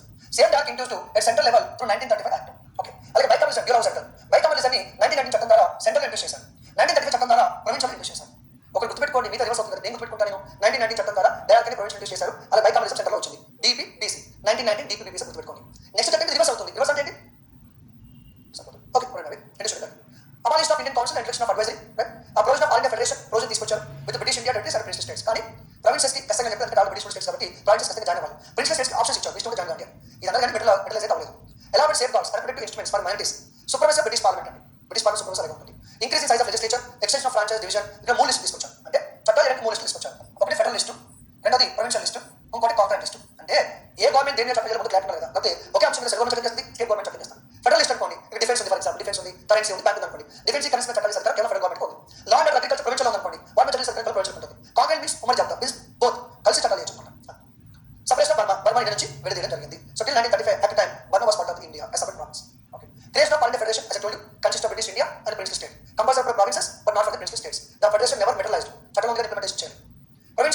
రాష్ట్రాలకు ఎక్కువ అధికారులు ఇవ్వడం ప్రొవిన్షియల్ అటానమీ అంటారు. అది మెన్షన్ చేసిన అధికారులు ఇవ్వలేదు అంత శుద్ధి. So direct was abolished provincial level చెప్పాను. Governor was adapt executive governor ఉంటారు. Okay, there was a council of ministers ఉంటారు. ఏం చేస్తారు? గవర్నర్ అడ్వైస్ ఇస్తుంటారు. మినిస్టర్స్ అంటే కౌన్సిల్ అడ్వైస్ ఇస్తుంటారు. కాబట్టి గవర్నర్ ఇప్పటికీ ఇంకా స్పెషల్ పవర్స్ అట్లాగే ఉంటాయి. బ్రిటిష్ గవర్నమెంట్ ఎప్పుడైనా సరే ఈ యొక్క స్టేట్ గవర్నమెంట్ ని సస్పెన్షన్ చేయొచ్చు, తీసేయచ్చు. ఇప్పుడు ఎప్పుడు ఒకప్పుడు గవర్నమెంట్ రద్దు చేయొచ్చు. గవర్నర్కి ఎక్కువ అధికారులు ఇచ్చారు, స్పెషల్ పవర్స్ ఉన్నాయంటే రాష్ట్రాలకి అటెండ్ ఎక్కడ ఇచ్చినట్టు, సైబర్ ఎక్కడ ఇచ్చినట్టు ఎవరంటే they are centre as told you. And bicameral legislature 2 houses తీసుకొచ్చారు. ఒకటి federal assembly lower house, council of state upper house. Federal assembly like present Lok Sabha అనమాట, సేమ్ 5 years ఉంటుంది. Both houses as representative from principal states also. అంటే నిజాం గారు అందరూ కదా, వాళ్ళకు కూడా మెంబర్షిప్ ఛాన్స్ ఇచ్చారు. రాజధాని కూర్చోరు, ఎవరినో ఒకటి నామినేట్ చేస్తారు అనమాట. సో ప్రిన్సిపల్ స్టేట్స్ ఉంటారు, బ్రిటిష్ నుంచి కూడా ఉంటారు. ప్రిన్సిపల్ స్టేట్స్ నామినేటెడ్, బ్రిటిష్ అయితే డైరెక్ట్ అని చెప్పొచ్చు. ఇలా బైకామలిజం తీసుకొచ్చారు. సో బైకామలిజం ని 1990 చట్టం ద్వారా స్టేట్ తీసుకొచ్చారు. 1935 చట్టం ద్వారా స్టేట్ తీసుకొచ్చారు. ఏ స్టేట్ వాటి బెంగాల్, మద్రాస్, బాంబే, బీహార్ ఇక్కడ బైకామలిజం తీసుకొచ్చారు. అలాగే ఫెడరల్ కోర్టు తీసుకొచ్చారు. Chief justice more than 6 judges. Federal court ఇక్కడ ఢిల్లీ ఏర్పాటు చేయడం జరిగింది. అలాగే ఇండియన్ కౌన్సిల్ తీసేశారు. క్లియర్. అది ఇంకొక ఇంపార్టెంట్ ఇన్ఫర్మేషన్ ఏంటంటే 1935 చట్టం ద్వారా చాలా ప్రాంతాలు విడదీశారు. ఎగ్జాంపుల్, సింధుని బాంబే ప్రెసిడెన్సీ నుంచి విడదీశారు. సింధు సపరేట్ ప్రావిన్స్ అవుతుంది. Sindhu was separate from Bombay. Clear. Bihar, ఒరిస్సాని విడదీశారు. బర్మాని తీసేశారు. ఇంకా చెప్పాను, బర్మాని నుంచి డివైడ్ చేశారు. ఆడి కూడా సపరేట్ చేయడం జరిగింది. ఇది దాని మన రియాగ్నేషన్ అంటాం. ఇంకొన్ని special information.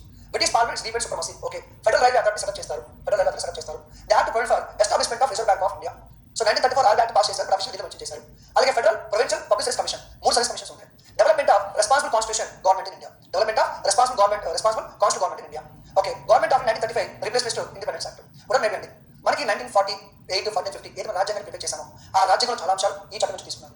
Most of the provisions in Indian constitution were taken from 1935 government of India act. But government of act 1935 చాలా రివర్స్ కూడా జరిగింది. సో దీంతో మనకి చివరి యాక్ట్ వచ్చేసి బ్రిటిష్ పార్ట్ చేసి మనకి 1947 independence act. So 1947 independence act the given independence to India. So that act అంటే ఇక్కడ చాలా చట్టాలు ఉన్నాయండి. దాని ముఖ్యంగా వచ్చేసి ఇండియా ఇండిపెండెన్స్ యాక్ట్ 1947. ఈ చట్టం క్లియర్గా మెన్షన్ చేసింది ఏంటి? ఇండియాకి ఇండిపెండెన్స్ వస్తుంది, బ్రిటిష్ ఇండియాకి సంబంధం లేదు. సెకండ్ థింగ్, కాన్స్టిట్యూంట్ అసెంబ్లీ ఉంటుంది. కాన్స్టిట్యూంట్ అసెంబ్లీకి ఈ ఇండిపెండెంట్ యాక్ట్ ద్వారా మనకి 2 పవర్స్ ఇచ్చారు. మీరు ఎప్పుడైనా గమనించారో లేదో, ఇండిపెండెన్స్ 1947 లో వచ్చింది. ఓకే, ఫస్ట్ టైం ఎలక్షన్ జరిగినప్పుడు 1952 ఫస్ట్ ఎలక్షన్ జరిగింది. అంటే ప్రస్తుతం ఉన్న పార్లమెంట్ వ్యవస్థ, ఎంపీలు ఇవన్నీ వచ్చినప్పుడు ఇప్పుడు 1952 ఇవన్నీ వస్తూ వచ్చింది. సో మళ్ళీ క్లియర్ ఎక్స్ప్లెయిన్ చేస్తాను ఒకసారి. మ్యాటర్ ఏంటంటే 1946 లో నెహ్రూ గారు ప్రైమ్ మినిస్టర్ అయ్యారు. 1947 లో మనకి ఇండిపెండెన్స్ వచ్చింది. 1950 లో రాజ్యాంగం అమలుకి వచ్చింది. 1952 లో మనకి గవర్నమెంట్ ఫామ్ అయింది. అది ఫస్ట్ క్వశ్చన్. ఇండిపెండెన్స్ 1947 లో వస్తే నెహ్రూ గారు 1946 లో ప్రైమ్ మినిస్టర్ అయ్యారు అంటే we discuss already, but I will repeat the same thing. British వాళ్ళు క్లియర్ చెప్పారు, before we leave India we put the India under responsible hand. అంటే సెంట్రల్ ఇండియా పెట్టుకోకుండా ముందు టెంపరరీ గవర్నమెంట్ ఏర్పాటు చేశారు. So Nehru government temporary government. మీరు రాజ్యాంగం రాసినంత వరకు, ఎలక్షన్స్ అయినంత వరకు టెంపరరీ గవర్నమెంట్ ఏర్పాటు చేశారు. సో 1946 సెప్టెంబర్లోనే టెంపరరీ గవర్నమెంట్ వచ్చింది. నెహ్రూ ప్రతిష్ట కొన్నారు. 1947 ఇండిపెండెన్స్ వచ్చింది. ఇండిపెండెన్స్ రాగా ఎలక్షన్స్ పెట్టారు కదా, ఫస్ట్ రాజ్యాంగం రాదు కదా, రాజ్యాంగం రాయాలి, దాని ప్రొసెస్ ఉండాలి. ఆ రాజ్యాంగబద్ధంగా ఎలక్షన్స్ గవర్నమెంట్ అనేది జరగాలి. ఓకే, సో రాజ్యాంగం 1950 అమలుకి వచ్చింది. ఎలక్షన్స్ జరిగినప్పుడు 1952 లో మరి అప్పటికే ప్రైమ్ మినిస్టర్ ఉన్నారు, సేమ్ గవర్నమెంట్. సరే సార్, ఓకే, 1946 లో ప్రైమ్ మినిస్టర్ అయ్యారు, 1947 లో ఇండిపెండెన్స్ వచ్చింది. మరి 1947 బ్రిటిష్ వెళ్ళిపోయారు, బ్రిటిష్ సంబంధం లేదు. మరి పార్లమెంట్ వ్యవస్థ ఎప్పుడు వచ్చింది? 1950 లో వచ్చింది కదా. మరి 1947 ఇండిపెండెన్స్ వచ్చినప్పటి నుంచి రాజ్యాంగం అమలు వచ్చేంత వరకు చట్టాలు ఎవరు చేశారు, ఎక్కడ చేశారు? మనకి అప్పుడు పార్లమెంట్ లేదు కదా. ఈ 1947 చట్టం క్లియర్ మెన్షన్ చేశారంటే constituent assemblies having 2 responsibilities. What are 2 responsibilities? Number 1, they are going to prepare the constitution. రాజ్యాంగాన్ని రాస్తామని ఉంటారు. రెండోది, same constituent assembly was given law making power. అంటే రాజ్యాంగం రాస్తారు, దాంతోపాటు పార్లమెంట్ లాగా చట్టాలు కూడా చేయడం జరుగుతుంది. అలా మనకి ఇండిపెండెన్స్ వచ్చిన తర్వాత ఇదే రాజ్యాంగం కాన్స్టిట్యూషన్ అసెంబ్లీ చట్టాలు చేశారు, దాంతోపాటు కాన్స్టిట్యూషన్ రాశారు. When the కాన్స్టిట్యూషన్ మీటింగ్, రాజ్యాంగం గురించి మీటింగ్ అనుకోండి, Babu Rajendra Prasad was president, because president of constitution assembly. When they are making laws, G V Mavalankar was the speaker, అది ప్రెసిడెంట్ అనిపిస్తారు. So this is what about 1947 independence act. నేను ఏం చేసిన చట్టాల్లో కొన్ని స్పెసిఫిక్ కలర్స్ మెన్షన్ చేశాను చూడండి. Reserve bank of India, public service commission. అంటే మీరు చట్టాన్ని మొత్తం గుర్తుపెట్టుకోకండి, చదవండి కానీ మొత్తం గుర్తుపెట్టుకోకండి. ఏవైతే మనకి కీవర్డ్స్ ఉన్నాయో ఆ కీవర్డ్స్ గుర్తుపెట్టుకుంటే సరిపోతుంది. Just remember only keywords, definitely you are going to get the marks in the examination.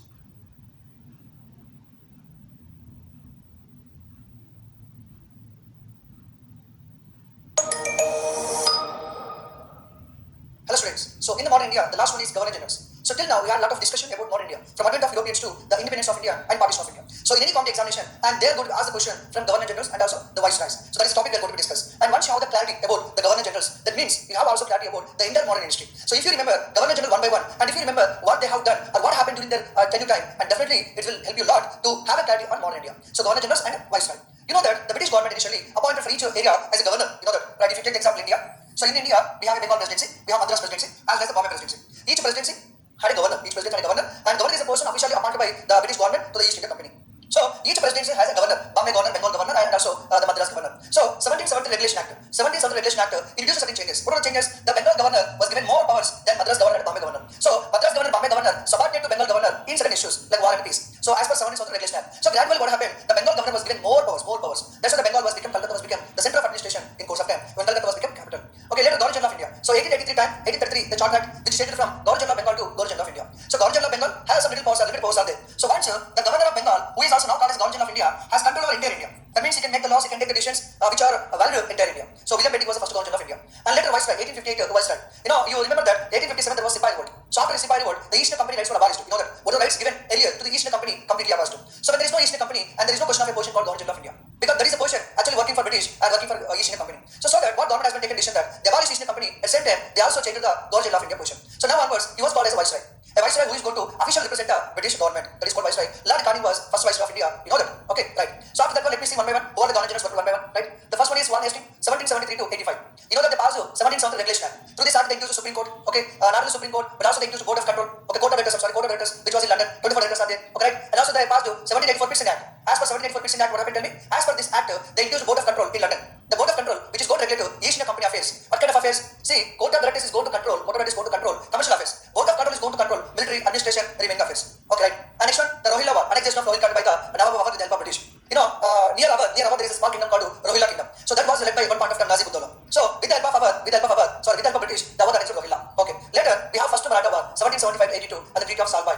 First Maratha War. If you remember that the first Maratha War, at that point of time, we have a person called Raghunath Rao. Raghunath Rao was a person and who wanted to become the Peshwa. So this Raghunath Rao killed Narayan Rao, the existing Peshwa. The Maratha Peshwa Narayan Rao was assassinated, and later Raghunath Rao wanted to become the Peshwa. And this Raghunath Rao was not accepted by those Peshwa families. Then Raghunath Rao tried to go for a treaty with the British government. So like that, right? Second Mysore War, second Anglo-Mysore War, 1780 to 84. So that means here the Rohilla issue, and here the Maratha issue, and here the Mysore issue. You can observe the role of Governor General of Bengal. Okay, during the war time, the second Anglo-Mysore War happened, 1780 to 84. Hyder Ali Tipu Sultan versus British. Next one, foundations of Asiatic Society of Bengal. This question asked in many examination by the students. Asiatic Society of Bengal founded by whom? So one person is Warren Hastings, second person is William Jones. So these two people founded Asiatic Society of Bengal, and even they translated many books into English also. Is it clear? That is Warren Hastings, 1773 to 85. You have to remember not only the original name, but most important thing is called here. Here is the most important thing. Clear? Okay. After Warren Hastings, you have Cornwallis, Lord Cornwallis, 86 to 93. So during Cornwallis, third Anglo-Mysore War was happened. Third Anglo-Mysore War. You know, in the third Anglo-Mysore War, Tipu Sultan was defeated. They wrote a treaty called Treaty of Srinagar. As the Treaty of Srinagar, the Mysore was shared between the Maratha, the British, as well as the Nizam. Okay. And the introduction of Parliament Revenue Settlement System or Zemindar system in Bengal and also Bihar, 1793. That is called Parliament Settlement System. In a sense, exactly when the Cornwallis is leaving, the Parliament Settlement System was introduced. You know, initially the first territory which was formed by British is Bengal. You know that. So in the Bengal, they introduced a system called the Zemindar system or Parliament Settlement System. As for the Parliament Settlement System, the British, the Zemindar, as well as the peasant. The British was given ownership rights to land ownership rights to Zemindar. Zemindar is owner of the land. What about the peasant? The peasant is a tenant who cultivates the land. So peasant will cultivate the land and pay tax to Zemindar, and Zemindar will pay tax to British. So that is called Parliament Settlement System or Zemindar system. You know, this Parliament Settlement System also known as absentee landlordism and sun settler.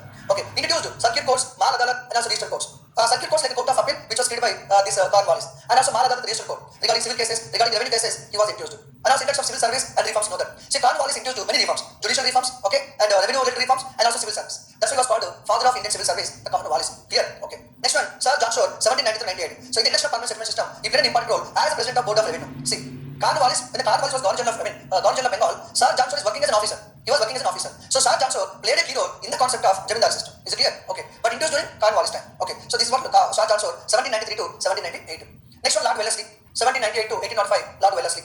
So what are things what happened with the Lord Wellesley? Most important thing is called a subsidy alliance. Subsidy alliance. What do you mean by subsidy alliance? You know that subsidy alliance is an agreement. Subsidy alliance is an agreement which is expected to sign by native rulers. It is an agreement prepared by British government which is expected to sign by Indian rulers. Any native ruler who signed a subsidy alliance agreement, okay, number one, they should accept British as a paramount power of India. Number two, the Indian states should surrender all external affairs to British East India Company. Suppose Nizam signed a subsidy alliance agreement, right? Now Nizam is going to surrender all his external affairs. In the sense, if they want to go for war, if they want to go for peace treaty, okay, any kind of trade, they should get the permission of British. And one more thing is the Indian state. If any Indian state who subsidy alliance agreement, the state will be protected by subsidy forces, nothing but British forces. So any Indian states who sign this agreement, that state will be protected by British forces. We call it subsidy forces. Okay. So that is British government said that, hey Indian ruler, sign this, we will protect you. But the British army, for example, 10,000 army stationed at Nizam Hyderabad because he signed a subsidy alliance agreement. Now this 10,000 army, salaries, everything, expenses, who is going to take care of it? The ruler.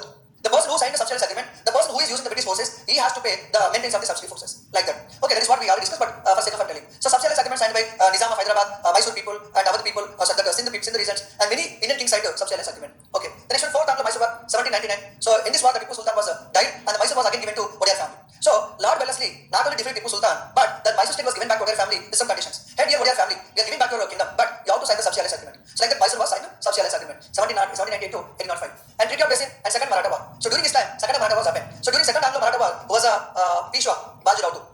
Bajirao was a Peshwa of the Maratha during Second Anglo-Maratha War. And far west of Madras presidency. You know, if you're talking about the Madras, like 1639, these British officers Francis Day purchased some lands from Madras from Chandragiri ruler. In course of time, the small area was made into a big city and also as a municipal corporation. And now it is becoming a presidency also. So far west of the Madras presidency after the annexation of the kingdoms of Tanjore. So after the annexation of Kingdom Tanjore, they made it into a big presidency. Is it clear? That is during the Lord Wellesley. Next person is Lord Minto. Two Mintos are there. Next Minto 1909 time. So during this Minto, 1807 to 1813. Okay. So here 1805.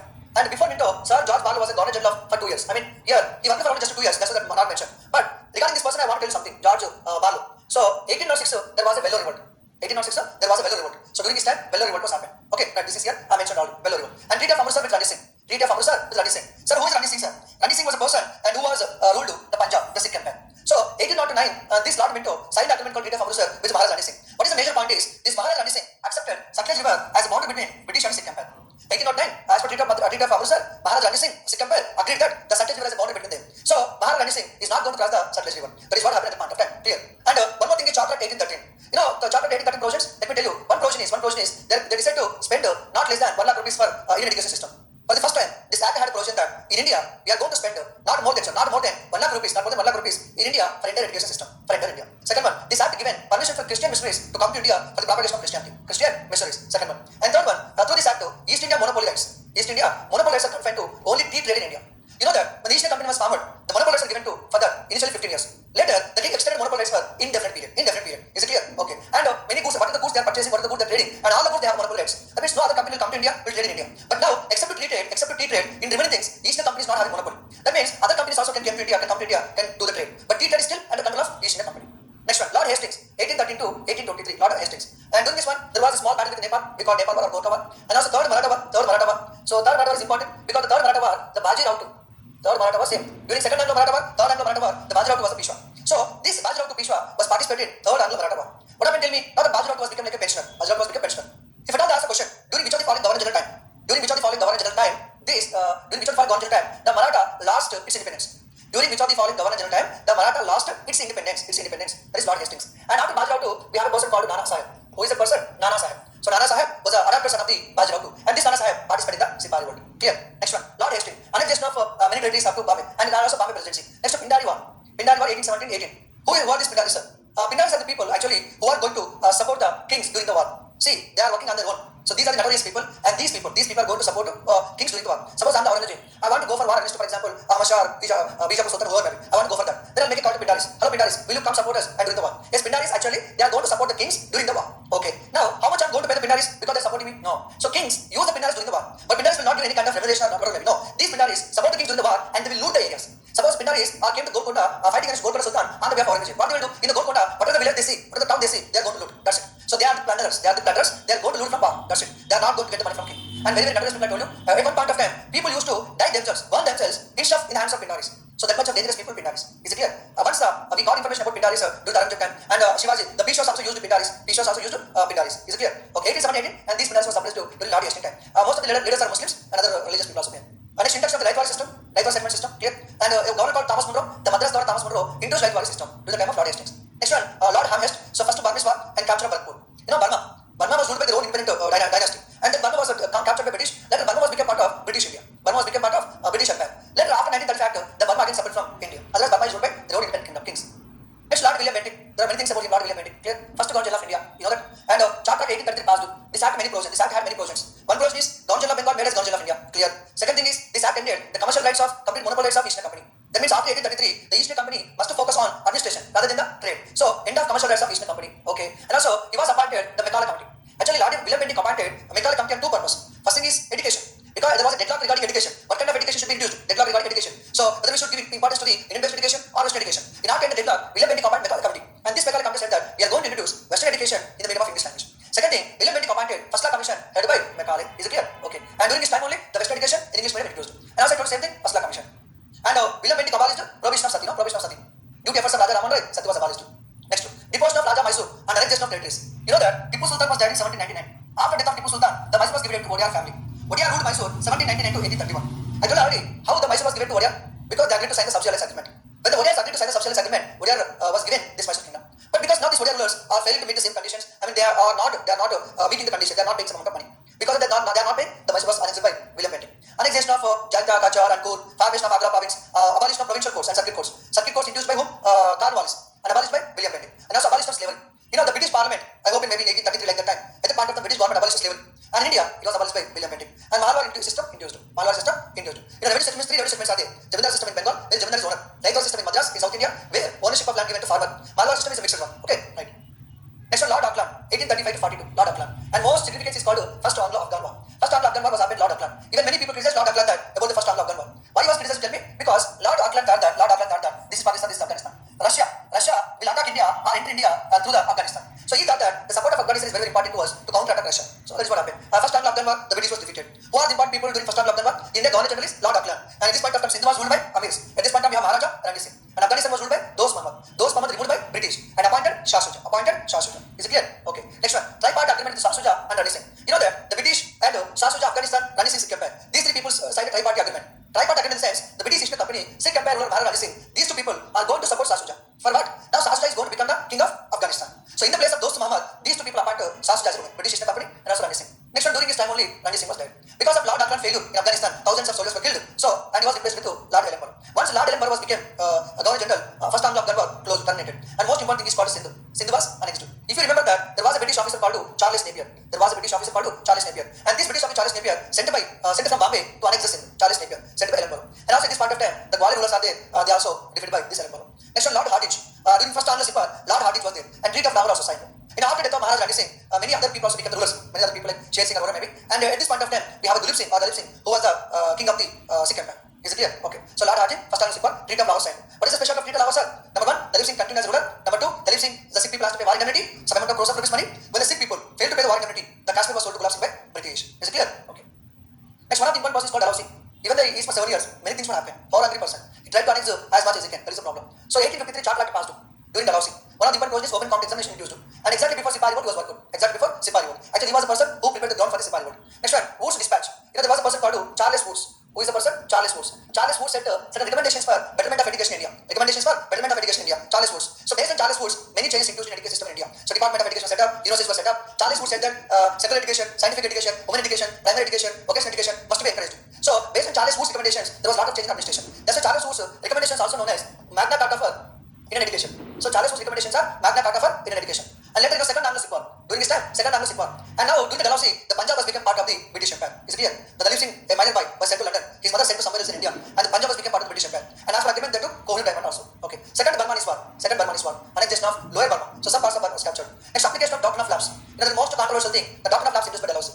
As per Doctrine of Lapse, any Indian king, if they have adopted son, those adopted children will not get the power. As per Doctrine of Lapse, the Indian kings, if they are having adopted children, those adopted children will not get the power. So if the adopted children are not getting power, then after the king, who is going to be ruled? So the kingdom will be under control of British. Simple thing. So if you don't have the king, and you are going to lose the kingdom. That's it. That is what you prepare. The Jhansi Lakshmibai, lost of kingdom due to Doctrine of Lapse. Okay, many things are there. So annexation of Satara, Sambalpur, Jhansi, Nagpur. So this Satara, Jhansi, Sambalpur, Nagpur, annexed by Dalhousie on the grounds of Doctrine of Lapse. Clear? And also annexed Awadh. If you remember that, Awadh was ruled by Wajid Adil Shah. So the Dalhousie appointed, asked two people. One is called Sleeman, second one is called Outram. The Sleeman and Outram asked to prepare a report about how the conditions. And these two people reported that how the conditions are not good, some kind of crisis are going on. Then Dalhousie finally asked Wajid Adil Shah, you have to be resigned. He was refused to, but later Wajid Adil Shah was resigned. Then immediately the Awadh was became part and parcel of British government. So Awadh was the last territory which was conquered by British. And what comes? Maladministration, misadministration, annexation of Awadh. Later during this time only, the railways was introduced to Bombay to Thane and also introduced telegraph also. And next one, Widow Remarriage Act. Because of efforts of many people, especially East Chandra Vidyasala. So because of his continuous efforts, the Widow Remarriage Act was passed. So that in India, the Hindus can go for the second marriage.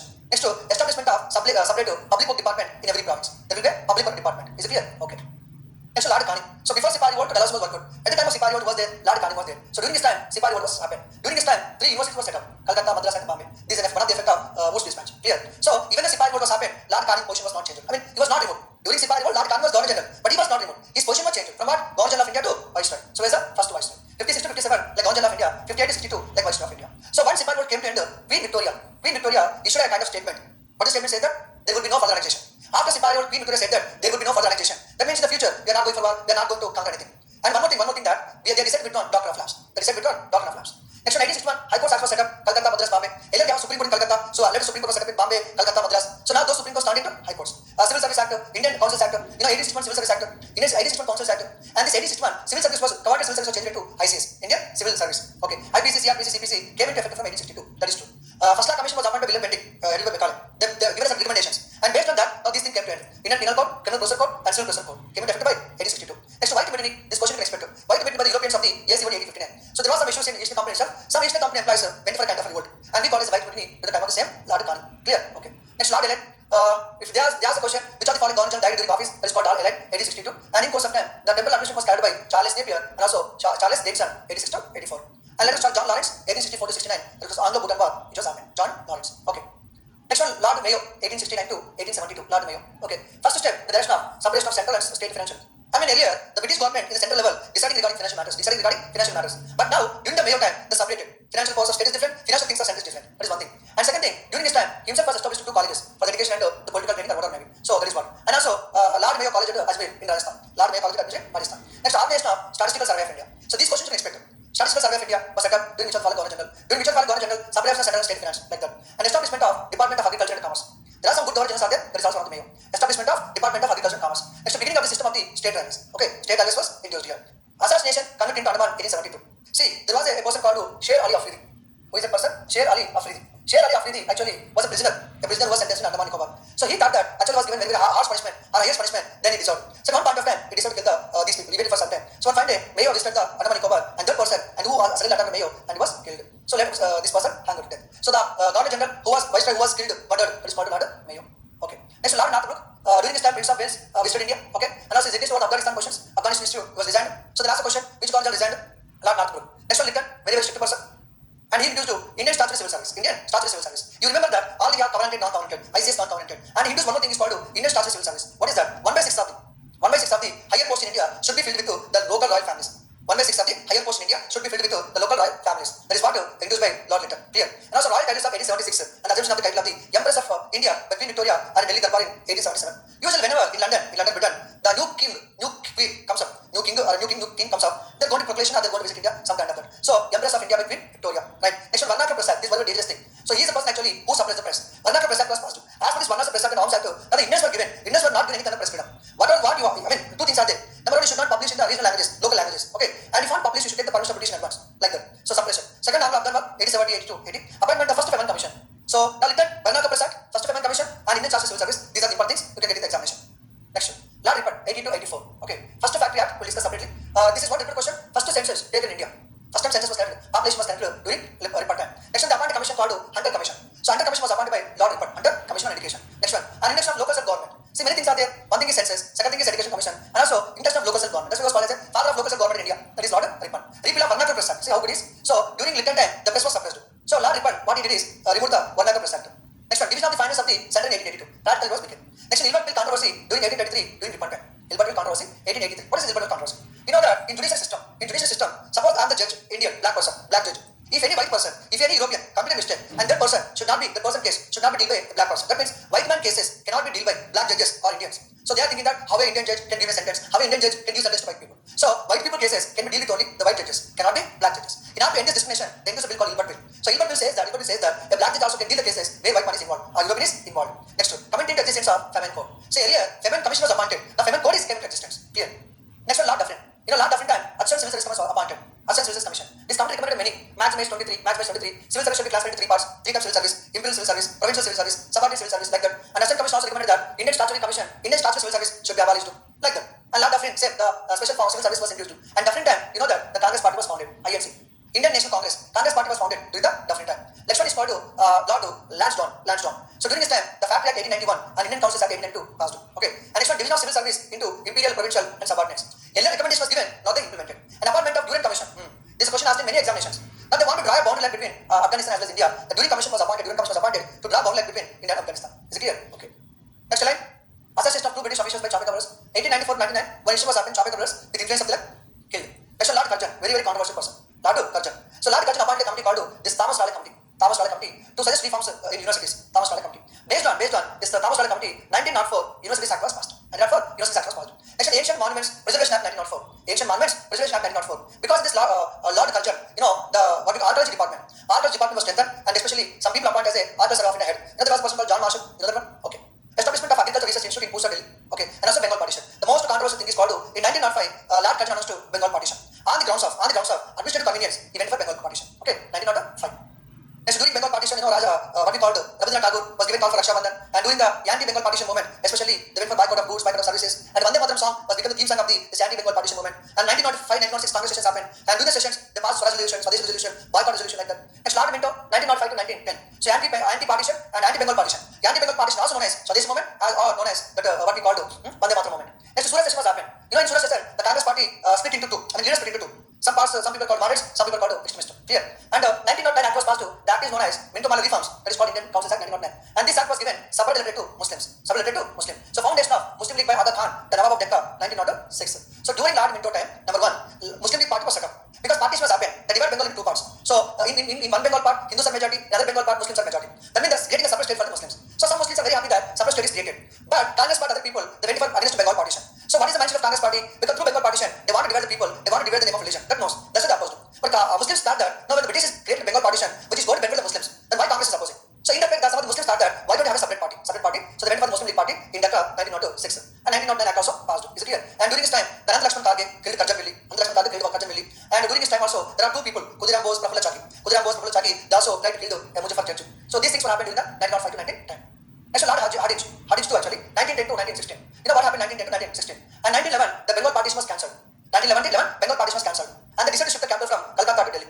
Calcutta to Delhi, they decided to shift the capital. And one more thing. So one thing is Bengal partition was cancelled. Second thing is they shifted the capital from Calcutta to Delhi. There is also one thing, right? So governorship of Bengal like Bombay and Madras in 1911, restored. Capital shifted. At this point of time, Delhi Darbar was connected because the George V, Queen Mary. So George V was become the king. Whenever they became the new king, they used to visit the colonies. For the purpose, they visited India. So 1911 December, George V visited India. For that purpose, Lord Hardinge to connect Delhi Darbar. At the same time, the Congress party, 1911 Congress party December meeting, the Rabindranath Tagore ji, Janagamana song, Raju composed, but also song. And in this year, during this time, Gopal Krishna Gokhale was died in 1915, and also Foundation of Hindu Mahasabha. So many things happened during Hardinge too.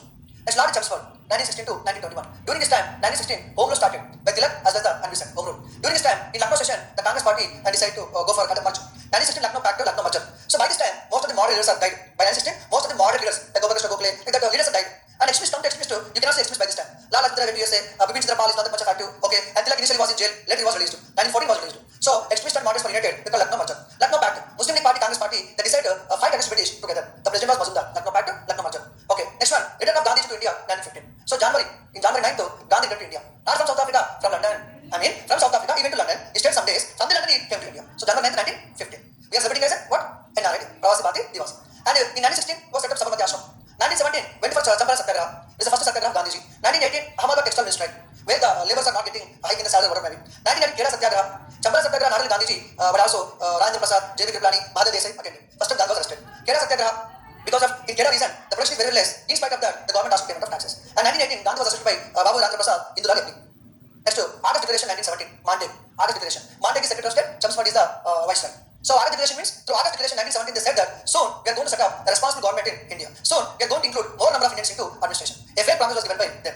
Next, at this point of time, Sundar Banerjee founded the Indian Liberal Federation. Indian Liberal Federation founded by Sundar Banerjee. Because Sundar Banerjee supported 1917 Declaration, supported 1919 Act. So during this time only, the 1919 Act was passed, which is known as Montagu-Chelmsford, reforms. Where they introduced bicameralism, diarchy, establishment of public service commission. Okay, all things were introduced 1919 Act.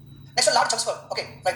Another thing is 1919, Rowlatt Act was passed. You know, 1919, many incidents were happened. If you see, 1919, Rowlatt Act passed, Jallianwala Bagh massacre, Khilafat movement. Okay, these things were happened during Chelmsford time. So Rowlatt Act, Jallianwala Bagh massacre, okay, Khilafat movement, death of Balgandhar Tilak, non-cooperation movement, non-administration of Congress party, foundation of Women University, D. Carve founded first Women University, appointment of S.P. Sinha as Lieutenant Governor of Bihar. Okay, he was the first Indian to become the governor and the second Indian to become the member of British Parliament. Is it clear? S.P. Sinha.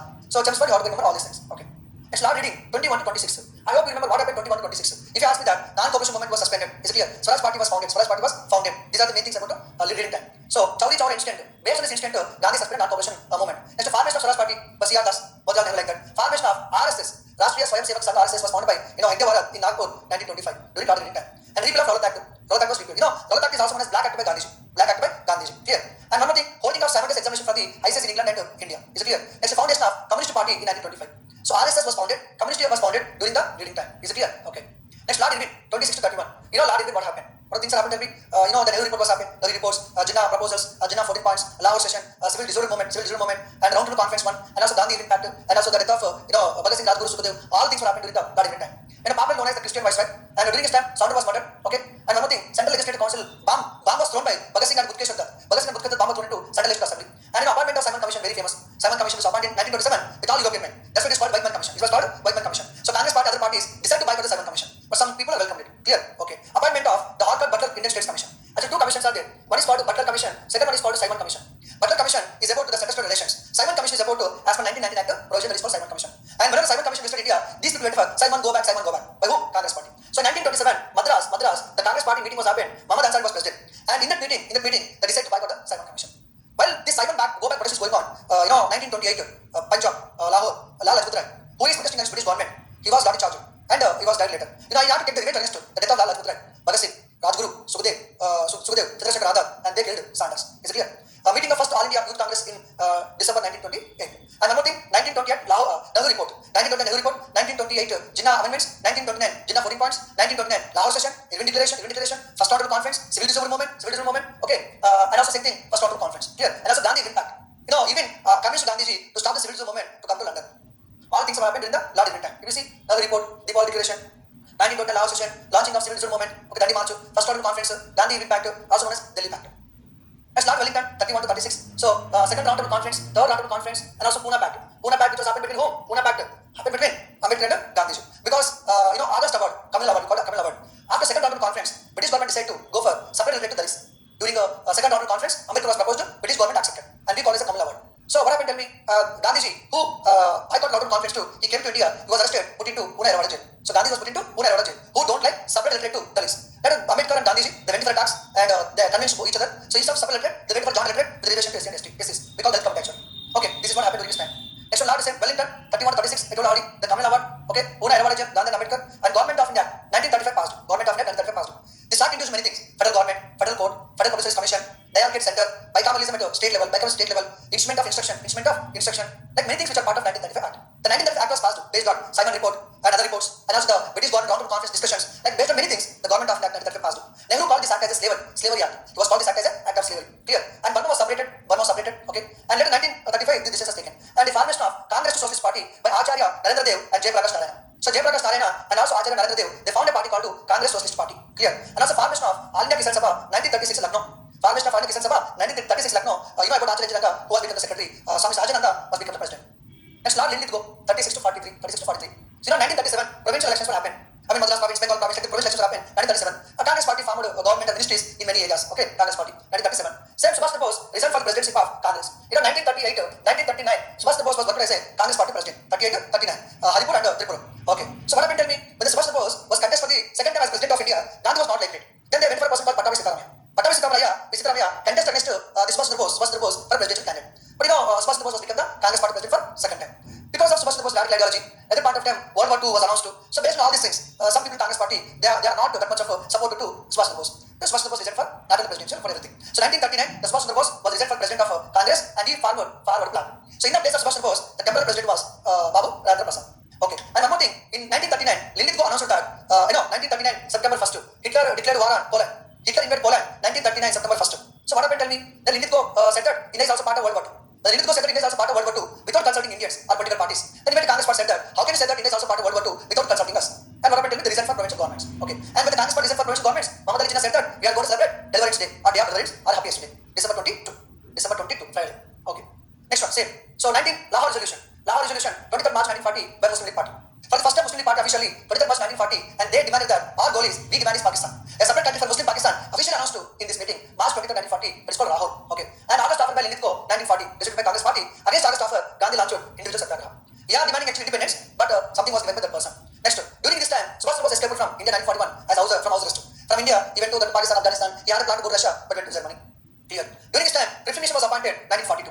So Cripps Mission was decided to give dominant status to India. We are expecting that the Cripps Mission will come to India and give independence to Indians, but that was not given. Okay, they said that we'll do something after World War II like that. Then immediately Congress Party, everybody rejected the Cripps Mission because now we are demanding independence immediately. At least the announcement that maybe 1 month after 2 months like that, some kind of immediate statement was not there. They said that we'll see in the future like that. And Gandhi called this Cripps Mission as a post-British, which is going to be drawn on crash plan. And during this time, Quit India movement was happening. Because of failure of Cripps Mission, the Gandhiji launched Quit India movement called August Revolution or August Kranti. So August 8th in Bombay, resolution passed. August 9th, revolt was started, but everybody was arrested.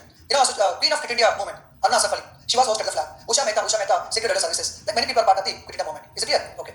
Next one, Lord Wavell. So during Lord Wavell, one thing is 1944, C. Rajagopalachari announced a plan called CR Plan 1944. Next one, 1945, the Wavell Plan was there. They discussed with Simla Conference. That means Wavell Plan. Next one, the INA Trial Center, the Naval in 1946. See, in Indian Navy, the people are facing a lot of discrimination in terms of anything. In anything, the Indian National Army, the Naval, they're facing a lot of discrimination. So in 1947-46, like February at this point of time, they revolt against British government. And British really shaken. So in course of time, by that time, all the British government planned to give independence to India, and because of interference of Sardar Vallabhbhai Patel, they decided to withdraw the revolt. It was happened few days only. The INA revolt was happened few days only. Okay, next one, Cabinet Mission Plan.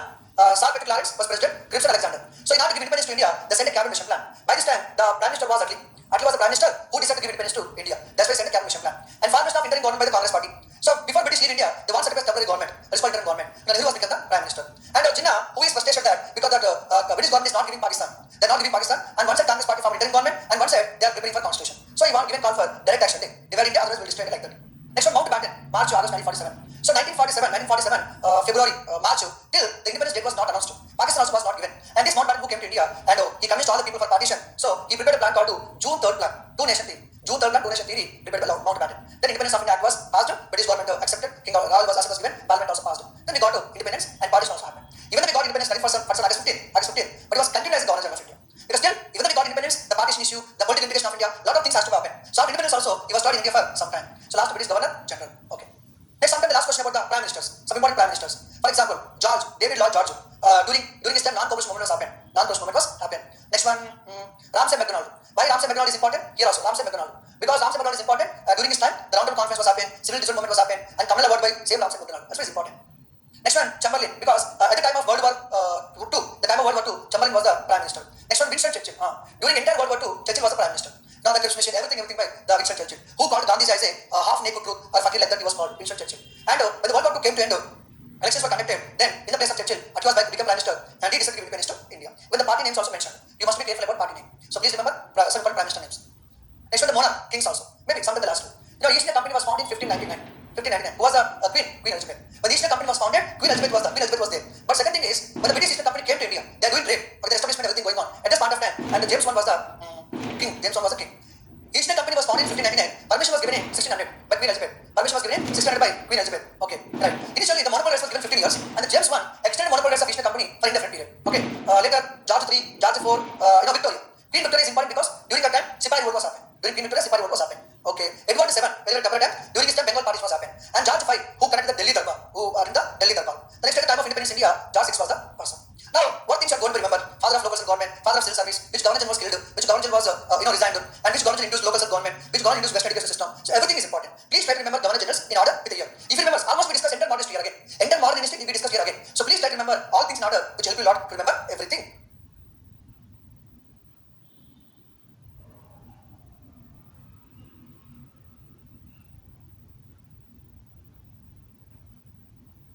Hello students, welcome back. So in this video, and of course for a couple of videos we are going to discuss an important chapter called British Conquest of India.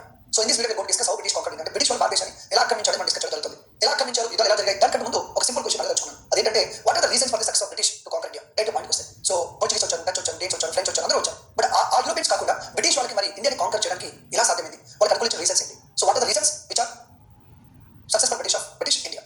Okay, right. So మీరు కొన్ని ఆలోచించండి, నేను చెప్తూ ఉంటాను. Okay, what is the first reason for success of British India? I can say the weak Mughal emperors. Yes, weak Mughal emperors. As you know that from Mughal Empire మనకి ఎప్పుడు start అవుతుంది? Mughal Empire మనకి 1526 నుంచి మొదలు పెడితే 1858 వరకు Mughal emperors అంటాం. 1858 and 1526 నుంచి 1707 వరకు మనం స్ట్రాంగ్ Mughals అంటాం. అలాగే 1707 నుంచి 1858 వరకు మనం వీక్ Mughals అంటాం. This is called weak Mughals. See, same family, all are belongs to same family, same blood, all are Mughal emperors only. Then why we are calling as a weak Mughal emperors? There is a simple reason. And from 1707 onwards, whoever Mughal emperor was there, they are not that much of capable. And they became the rulers with the help of somebody else. They ruled with the help of somebody else. ఇవాళ శక్తి సామర్థ్యం లేదు, ఎవరో తీసుకొని వాళ్ళు పరిపాలన చేయడం జరిగింది. అందుకని మనం వీక్ Mughals అంటున్నాం. But take the example of Babur, Humayun, Akbar, Jahangir, Shahjahan, Aurangzeb. They are very very powerful and they has the capability to become the ruler by defeating somebody else. వేరే వాళ్ళు ఓడించే యుద్ధం చేసి వాళ్ళు రాజ్యాన్ని స్థాపించారు. అలాగే ఇంకోటి ఏంటంటే వాళ్ళు చాలా బ్యాలెన్స్ చేశారు, చాలా మంది ఓడించారు కూడా, రాజ్యాన్ని ఎక్స్పాన్షన్ కూడా చేశారు. ఇప్పుడు ఆడి Mughal Empire అంటే ఔరంగజేబ్ కోసం ఆల్మోస్ట్ ఒక స్టేజ్ లో ఉంది Mughal Empire. Almost most of the parts of India అంటే దాంట్లో Mughal Empire. ఈ తర్వాత వచ్చిన వాళ్ళు ఏం చేశారంటే వల్ల ఈ మొఘల్ సామ్రాజ్యం కుచించుకుపోయింది తప్ప విస్తీర్ణం తగ్గిపోయింది తప్ప పెరగలేదు. So because of their weakness and we are calling as a weak Mughal emperors and later Mughals. So one of the main reason for the success of British, not because the British are very strong, not like that, no, it is our weakness. కొన్నిసార్లు మనకు పదం వాడుతుంటాం, అదృష్టం పదం వాడతాం. అదృష్టం పదం ఎలా ఉంటుందంటే ఇప్పుడు ఒక క్రికెట్ మ్యాచ్ ఆడుతున్నాం అనుకోండి, మనం గెలిచాం. అయితే మనం గెలిచాం దానికంటే ఓడర్ నాకు ఒక ఎగ్జాంపుల్ ఉంటుంది. అంటే మనం బాగా పక్కన పెడితే మనం బాగా అంతే కదా. లేదా ఒక స్ట్రాంగ్ టీం వీక్ టీం ఆడింది అనుకోండి, ఆ స్ట్రాంగ్ టీం గెలిపి పెద్ద యూస్ ఉంటుంది. సో బ్రిటిష్ వాళ్ళు ఇండియా ఆక్రమించుకోవడం టైంకి మన దృష్టి ఏంటంటే వీక్ Mughals కాబట్టి దానివల్ల మనకి అంటే నాకు ఇచ్చేది one statement, the situations of India which are very much favourable to British at that point of time. ఇప్పుడు వీక్ Mughal ఉండడం వల్ల ఏమవుతుందంటే two things may happen. Number one, first the kingdom, whatever the kingdom was there, the kingdom territory will decrease, అంటే విస్తరణ తగ్గిపోతుంది. Number one. Number two, it will leads to foreign invasions also. When the kingdom was ruled by very weak person, what happened? Tell me. The foreigners will invade India. Let me give you a very big example. You all watch it later. Mughal chapter. So 1739, there was a person called Nadir Shah who was invaded. Nadir Shah invaded India. He taken away Kohinoor diamond. He taken away Peacock throne. And Nadir Shah invade చేసిన తర్వాతనే మనకి ఆఫ్ఘనిస్తాన్ నుంచి దాడులు ఎక్కువైపోయినాయి. ఎందుకంటే they got information and confirmation that India is ruled by a weak Mughal emperor called Muhammad Shah. Is it clear? So just example చెప్తున్నాను. When the country ruled by a very weak person, it will take an advantage to the neighbor kingdoms. ఇప్పుడు కూడా India కూడా week ఉందనుకోండి, పాకిస్తాన్ కానీ China కూడా advantage గా మారి ఇండియాని ఏదైనా చేసే ఛాన్స్ ఉంటుంది. So India should be ruled by a powerful person. Okay, right. That is one thing. Second one, foreign invasions వల్ల definitely country వీక్ ఛాన్స్ ఉంటుంది. Next one, within the country some people may declare independent. Imagine that మామా షా ఉన్నారు, central లో ఉన్నారు. నేను ఇక్కడ బెంగాల్లో ఉన్నాను, ఒక నవాబ్గా ఉన్నాను. అంటే Mughals నన్ను అపాయింట్ చేశారు, Mughals కోసం పనిచేస్తున్నాను. బెంగాల్కి ఒక నవాబ్గా ఉన్నాను. I'm working for Mughals only. Now I got information that the Mughal Empire is very weak. మామా షా అంత పవర్ఫుల్ కాదు. అప్పుడు ఏం చేస్తాను ఆలోచిస్తాను, అరే ఎలాగో బెంగాల్ సామ్రాజ్యం ఉంది కదా, సో ఇండిపెండెన్స్ ప్రకటించుకుంటారు, బెంగాల్ ఏ స్వతంత్ర పరిపాలించుకుంటారు, ముగల్స్ కింద పనిచేయడం. నాకు అంత ధైర్యం ఎక్కడ వస్తుంది? అది ధైర్యం ఎక్కడ వస్తుందంటే ఎప్పుడైతే ముగల్స్ స్ట్రాంగ్ పరిపాలిస్తారో అప్పుడు మనకి ధైర్యం వస్తారు, ధైర్యం రాదు. ఇప్పుడు సపోజ్ నేను బెంగాల్ సాంతరాజుగా పనిచేస్తాను అనుకున్నాను, మరి బెంగాల్ సాంతరాజుగా పనిచేసినప్పుడు అప్పుడు అప్పుడు చెప్పి అబ్బాయిలను పవర్ఫుల్ పర్సన్స్ అనుకో ఒక రెండు సార్లు ఆలోచిస్తాను, అంటే ఇండిపెండెన్స్ ప్రకటించుకోవాలా వద్దా, ప్రకటిస్తే మరి బ్రిటిష్ వాళ్ళ కంట్రోల్కి వెళ్ళిపోతా, వాళ్ళ చేతిలో ఓడిపోతాను మన భయం ఉంటుంది మనకి. Is clear? Okay right. So ఒకవేళ ఏదైనా సరే ఒక కంట్రీ మీద ఒక వీక్ లో రూల్ చేస్తే కనుక కింగ్డమ్ ఏరియా డివిజన్ అయిపోతుంది, ఫారిన్ ఇన్వెస్టర్స్ పెరిగిపోతా ఉంటాయి, అలా ఇండిపెండెంట్ ప్రకటించిన రాజుగా ఉంటుంది. ఫర్ ఎగ్జాంపుల్ తీసుకుంటే మనకి మొహమ్మద్ షా ఉన్నాడు. మొహమ్మద్ షా రూల్ చేసినప్పుడు మీకు తెలుసు కదా 1724 లో హైదరాబాద్ స్థాపించడం జరిగింది. 1724 Hyderabad was founded by Nizam ul Mulk. Who is Nizam ul Mulk? Actually Nizam ul Mulk అనే పర్సన్ ఇక్కడ రామేశ్వరం దగ్గర ఒక వాజిగా పనిచేస్తూ సౌత్ ఇండియా హైదరాబాద్ స్థాపించారు. In course of time the Bengal have Mushrik Kulikan. Mushrik Kulikan also ruled independently. You can see the rise of Mysore, rise of Marathas. So one of the reasons for the rise of Marathas, not only the greatness of Maratha, but also weakness of Mughal Empire also. There is also weakness of Mughal Empire also. At one point of time, the Marathas ruled like this one. అంటే ఒరిస్సా కానీ లేకపోతే ఇక్కడ మన బెంగళూరు కానీ మహారాష్ట్ర కానీ గుజరాత్ కానీ some parts of Pakistan కానీ ఈ ఏరియాలో ఒక రూల్ చేశారు మరాఠాస్ అంటే ఎక్స్పాన్షన్ చేశారు. So that is one reason I want to tell you. The situations of India very much favourable to British because the weak Mughals leads to disintegration of Mughal empire, leads to disintegration of India. అంటే almost ఉత్తర ప్రాంతంలో ఉన్న north and southern కాస్త ముక్కలుగా మారిపోయింది. ఇప్పుడు ఏమైందండి, independent గా పరిపాలన స్టార్ట్ చేశారు కదా, ఇండిపెండెంట్ గా పరిపాలన స్టార్ట్ చేశారు. ఇప్పుడు ముగల్ ఎంపైర్ ఎక్కడ చెప్పండి మీరు? అసలు ఒక టైంలో ఫర్ ఎగ్జాంపుల్ 1760, 1780 అనుకోండి. At the point of time where is Mughal empire? There is no Mughal empire. ఇప్పుడు 1780 అనుకోండి, ఆడి హైదరాబాద్ ఉంది, ఆడి మద్రాస్ ఉంది, ఆడి మైసూర్ ఉంది, ఇక్కడ ట్రావెన్కో రాజ్యం ఉంది. ఇదంతా మరాఠా ఎలా ఉండే ఇది మరాఠా ఉండే ఇంకేముంది. తర్వాత బెంగాల్ ఇండిపెండెంట్ రూల్ చేశారు, బ్రిటిష్ కంట్రోల్ వెళ్ళిపోయింది కదా 1770 బ్రిటిష్ కంట్రోల్ వెళ్ళిపోయింది బెంగాల్ అనేది. ఇంకేముంది ఇంకా అంటే మనకి చాలా ముగల్ ఎంపైర్ ఉన్నప్పుడు ముగల్ ఎంపైర్ అంటే ఇంతే జస్ట్ ఢిల్లీ సరౌండింగ్స్. ఇండైరెక్ట్ గా కంట్రోల్ ఉంటే ఉండొచ్చు, డైరెక్ట్ కంట్రోల్ ఉండదు. So at the time of Shah Alam two Mughal empire the Mughal empire does not be అంత పాలెం అంటూ ఉంటారు షాలం కాలంలో. సో ఫర్ నేమ్ చెప్పి empire but is no empire. పేరుకే సామ్రాజ్యం ఉంది కానీ ఆ సామ్రాజ్యం ఏడు ముగల్ ఎంపైర్. ఒకప్పుడు ఔరంగజేబ్ కాలంలో షాజహాన్ కాలంలో ముగల్ ఎంపైర్ అంటే కాశ్మీర్ నుంచి మొదలు పెట్టారు బెంగాల్ వరకు, ఇటు గుజరాత్ వరకు, ఇటు ఆల్మోస్ట్ హైదరాబాద్ వరకు ఉంది. ఒకప్పుడు షాజహాన్ ఔరంగజేబ్ టైం వెళ్ళలేదు మరి అదనమాట. ఇప్పుడు మనకి ఇంకొక విషయం రాదు, ఏం రాసాను ఇక్కడ ఇండిపెండెంట్ కింగ్డమ్స్ వెళ్ళిపోతారు, దాన్ని రైజ్ ఆఫ్ రీజనల్ కింగ్డమ్స్ అంటారు. అంటే చిన్న చిన్న రాజ్యాల పెరుగుదల పెరిగిపోయిందని చెప్పొచ్చు. So this is one reason, main reason, the reason for the success of British week Mughals అని చెప్పొచ్చు. ఓకేనా? ఇలా వీక్ ముగల్స్ ఉండడం వల్ల ఫారినర్స్ ఇన్వైట్ చేశారు, సామంతరాజులు కాస్త ఇంపటి ప్రకటించుకున్నారు, చిన్న చిన్న రాజ్యాలు ఎలా ఛాన్స్ వచ్చింది, రాజ్యం కూర్చుకుంటూ వచ్చింది. So that is first reason I can tell you. Okay right. So first reason is weak Mughal empires, weak Mughal rulers that leads to disintegration of Mughal empire and disintegration of India, that leads to invasion of foreign kingdoms and also that leads to rise of regional kingdoms. We discussed is one thing. ఇంకోటి ఇదే ఇంకో British advantage మారింది. ఇప్పుడు భారతదేశం మొత్తం ఒకటి rule చేస్తే strong army వేరే ఉంటుంది. చిన్న చిన్న రాజ్యాలు కదా, సపోజ్ హైదరాబాద్ అనుకోండి, అది థింక్ అబౌట్ హైదరాబాద్ కదా, హైదరాబాద్ గురించి ఆలోచిస్తా, జమ్మూ కాశ్మీర్ గురించి ఆలోచిస్తా, ఆమె కింగ్ ఆఫ్ మైసూర్ అనుకోండి, మైసూర్ గురించి ఆలోచిస్తా. ఆ బ్రిటిష్ ఈజీ అయిపోయింది కదా. India is ruled by very small multiple kingdoms. Now nobody is going to defend together as India. India ఎవరు డిఫెండ్ చేయరు, దట్ ఇస్ ద ప్రాబ్లం. అందుకే మన బ్రిటిష్ తెలుగు ఏం చేశారు అంటే హైదరాబాద్ యూజ్ చేసుకొని మైసూర్ ఓడించారు, అలాగే ట్రావెన్కోర్ యూజ్ చేసుకొని మైసూర్ మీద దాడి చేశారు. ఇలా ఒక్కొక్కనే they used Indians against Indians, that is the problem. They used Indians against Indians and British also interfere in internal affairs of India. మన ఇంటర్నల్ అఫైర్స్ ఏరియా మొదలు పెట్టారు. ఇప్పుడు ఒక రాజ్యం అనుకోండి, చచ్చిపోయారు అనుకోండి, నెక్స్ట్ ఎవరైతే రాజు అవుతుంది, ఎవరైతే ఫైట్ చేస్తారు, ఇది ఎప్పుడు ఉండేది మంచి పుట్ట నుంచి ఉండేది. ఒక రాజు చచ్చిపోతే ఇంకొంత ఫైట్ చేస్తారు, పిల్లలు కావచ్చు, ఇంటర్ కావచ్చు, కారణం ఉండేది. ఇది మన ఇంటర్నల్ మ్యాటర్. ప్రతిసారి ప్రతి దేశం ఒక రాజు ఉండేది. నా బ్రిటిష్ ఇంటర్ మొదలు పెట్టారు, ఇద్దరు ఒక సపోర్ట్ మొదలు పెట్టారు, ఇంకోటి అపోజ్ ఉన్నారు. ఇలా ఇంటర్నల్ పాలిటిక్స్ ఇన్వాల్వ్ అవడం ద్వారా ఏంటంటే మనం అది పిలిపించి తరలించుకుంటారు. కొన్నిసార్లు మన బ్రిటిష్ వచ్చేస్తున్నారు, బాబు బ్రిటిష్ రాముడు రామ అన్నాడు, మీరు వచ్చారు, మన సపోర్ట్ చేస్తారు, మనం ఒకేసారి అది బ్రిటిష్ చూస్తారు కదా మీరు మీకు అర్థమవుతుంది అని చెప్పేసి. Okay right. So they use Indian states against Indian rules, that is also one thing. And third one, even though it is a private company, there is an advantage disadvantage regarding private company. Portuguese is owned by government. Portuguese set up by government, especially French is also owned by government. But East India Company is private. When the private company is there, no, కొంచెం freedom ఎక్కువ ఉంటుంది. వాళ్ళు own decision తీసుకుంటారు, decision fast తీసుకుంటారు, అవి కొన్ని ఉంటాయి. But even though it is a private company, strongly backed by British government. British government East India Company చాలా సపోర్ట్ చేసింది. And from step by step ఒక్కొక్క చట్టాన్ని పాస్ చేస్తూ East India Company కావాల్సిన అధికారులు అన్ని చేసింది. మీరు సెటిల్మెంట్ చేయండి, ల్యాండ్స్ కొనుక్కోండి, కోర్టు ఏర్పాటు చేయండి అని చెప్పేసి యుద్ధాలు చేయాలని చెప్పి అన్ని రకాల పవర్స్ ఇచ్చింది British government to east India company. Private కంపెనీకి అన్ని పవర్స్ ఇవ్వడం జరిగింది. ఒక దట్ ఇస్ ఆల్సో అడ్వాంటేజ్. ఇంకొకటి ఏంటంటే many number of times east India company was financially very strong. Many number of times East India Company was financially very strong. When the company is financially very strong, what happened? You can go for many number of wars. మనకు తెలుసు కదా, మన దగ్గర జీవితాలు ఎలా ఉంటాయంటే basic problem వచ్చేసి డబ్బు కూడా అన్ని ఉంటే డబ్బు ఆ డబ్బు కలిపి ఒక ముందుకు వెనక్కి బిజినెస్ చేద్దామంటే బిజినెస్ చేయలేము. ఏదైనా హెల్త్ ప్రాబ్లం వచ్చినా 50,000 అక్కడ పొలిమేషన్ 50,000 హాస్పిటల్ ఖర్చు అయిపోతాయి, మళ్ళీ ఇలా లక్షలు వస్తే పోతాయి, 50 వస్తే పోతాయి, ఎందుకు వచ్చేది ఎందుకు తెలియదు. అప్పుడు మన బిజినెస్ పెట్టిన ఆలోచిస్తాము, మనకున్న బిజినెస్ పెట్టేస్తే ఎట్లా లాస్ ఎట్లా ఎందుకు చెప్తున్నాను నేను ఈ విషయం అంతా కూడా ఫినాన్షియల్ స్ట్రాంగ్ ఉంటారు కాబట్టి ఇవన్నీ ఎంత ముందు ఉంటే డేర్ చేయడం. సో ఫినాన్షియల్ స్ట్రాంగ్ ఉంటే ఏం ఛాన్స్ ఉంటుంది. దాంట్లో ఒక 3-4 కోట్లు అనుకోండి, అప్పుడు వ్యాపారం చేస్తే 10 లక్షలు పడతాయి, పైన పెట్టడం అనుకుంటాం. అదే 10 లక్షలు మిడిల్ క్లాస్ వ్యాపారం చేస్తే ఆత్మహత్య చేసుకుని వస్తుంది. ఎందుకంటే మీకు సంబంధం లేని ఎగ్జాంపుల్ చెప్తానంటే when the company is financially very strong, you can go for many number of wars, you can take a number of decisions also. That is financial.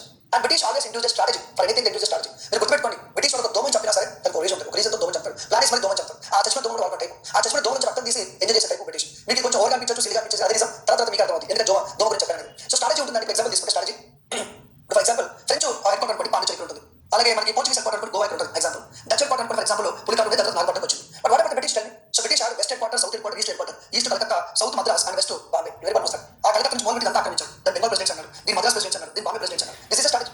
If you have entered one place, you will confront that place only. But they have headquarters at 3 different places. 3 different places expansion చేశారు. That is a strategy. Every time the British have strategy. And one more thing for this strategy, you should have a great officers.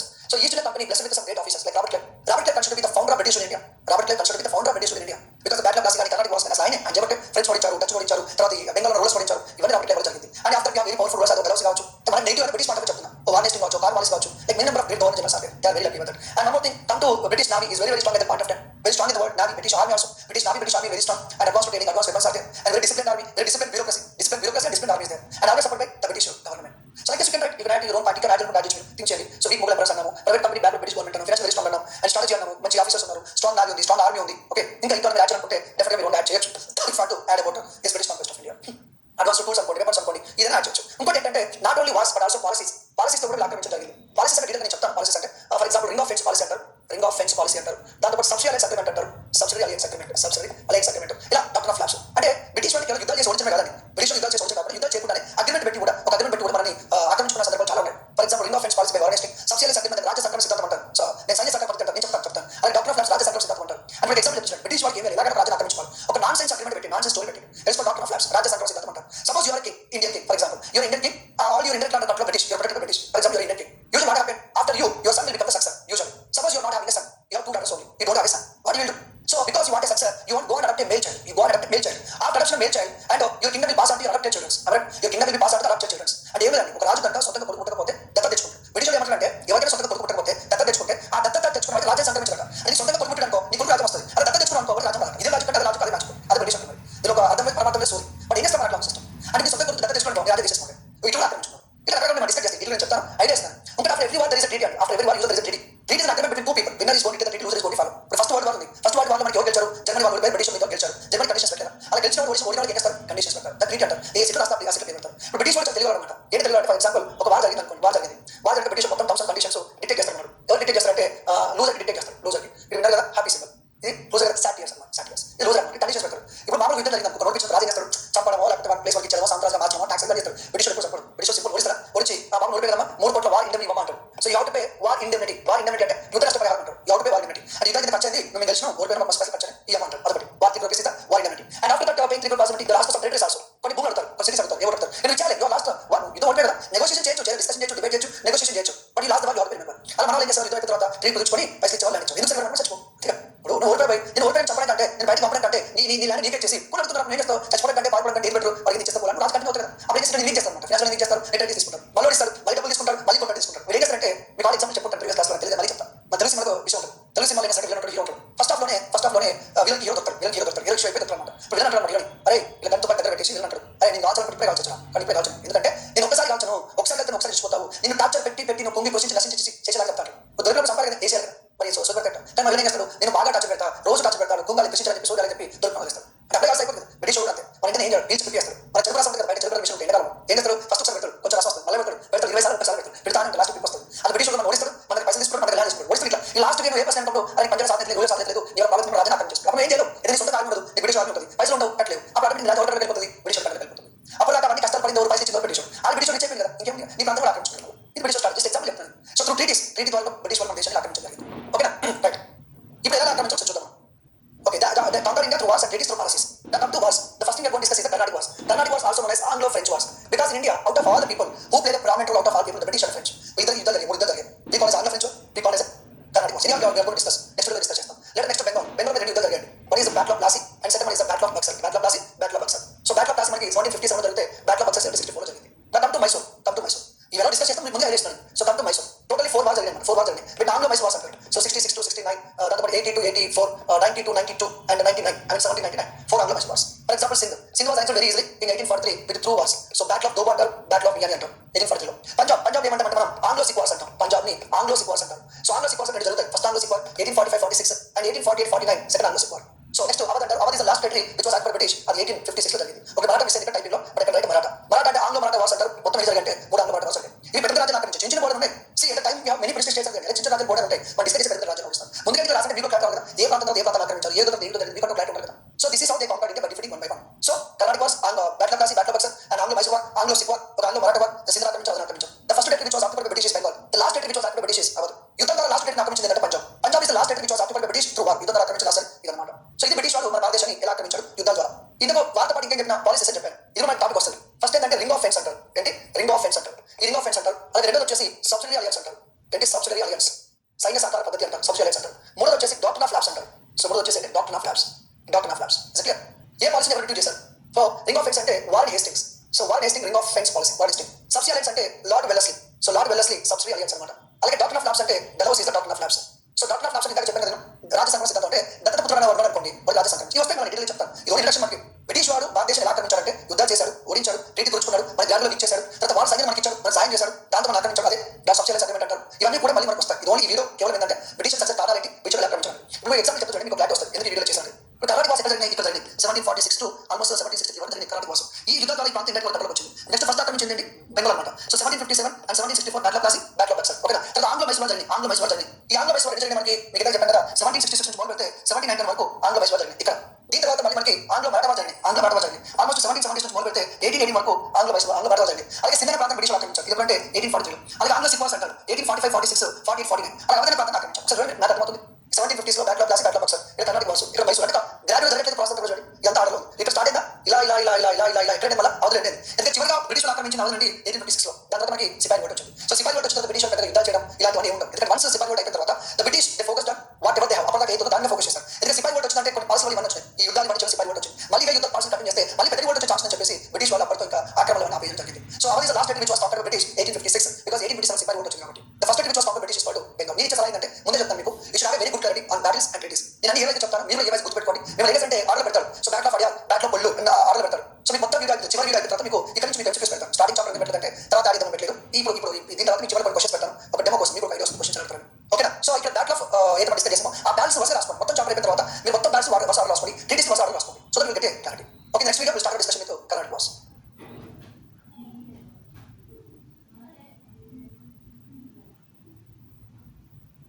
Hello students, so welcome back. In this video, we are going to discuss about Carnatic Wars. I think you know already meaning of Carnatic Wars. Carnatic means Anglo-French Wars. Anglo-French Wars also known as Carnatic Wars. Okay, the meaning everything we'll discuss. But before that one, I want to give a basic introduction to you. So do you think that the British and French are fighting only in India? Do you think that the British and French are fighting only in India? Definitely not. Because they are not only fighting India, they are fighting other country also. So Anglo-French Wars totally have 3 wars. So 1746 to 48 is one war. 1749 to 53. If you talk about treaty, 54. And later 1757 to and 63 is another one. Okay, some say that 1756 onwards. No issues at all. See, ఇక్కడ years ఎలా మారుతాయంటే ఇండియాలో start అయ్యి తీసుకుంటే ఒకే తీసుకుంటారు. ఓవర్గా start అయ్యి ఒక తీసుకుంటారు. ఫర్ ఎగ్జాంపుల్ మనకి ఫస్ట్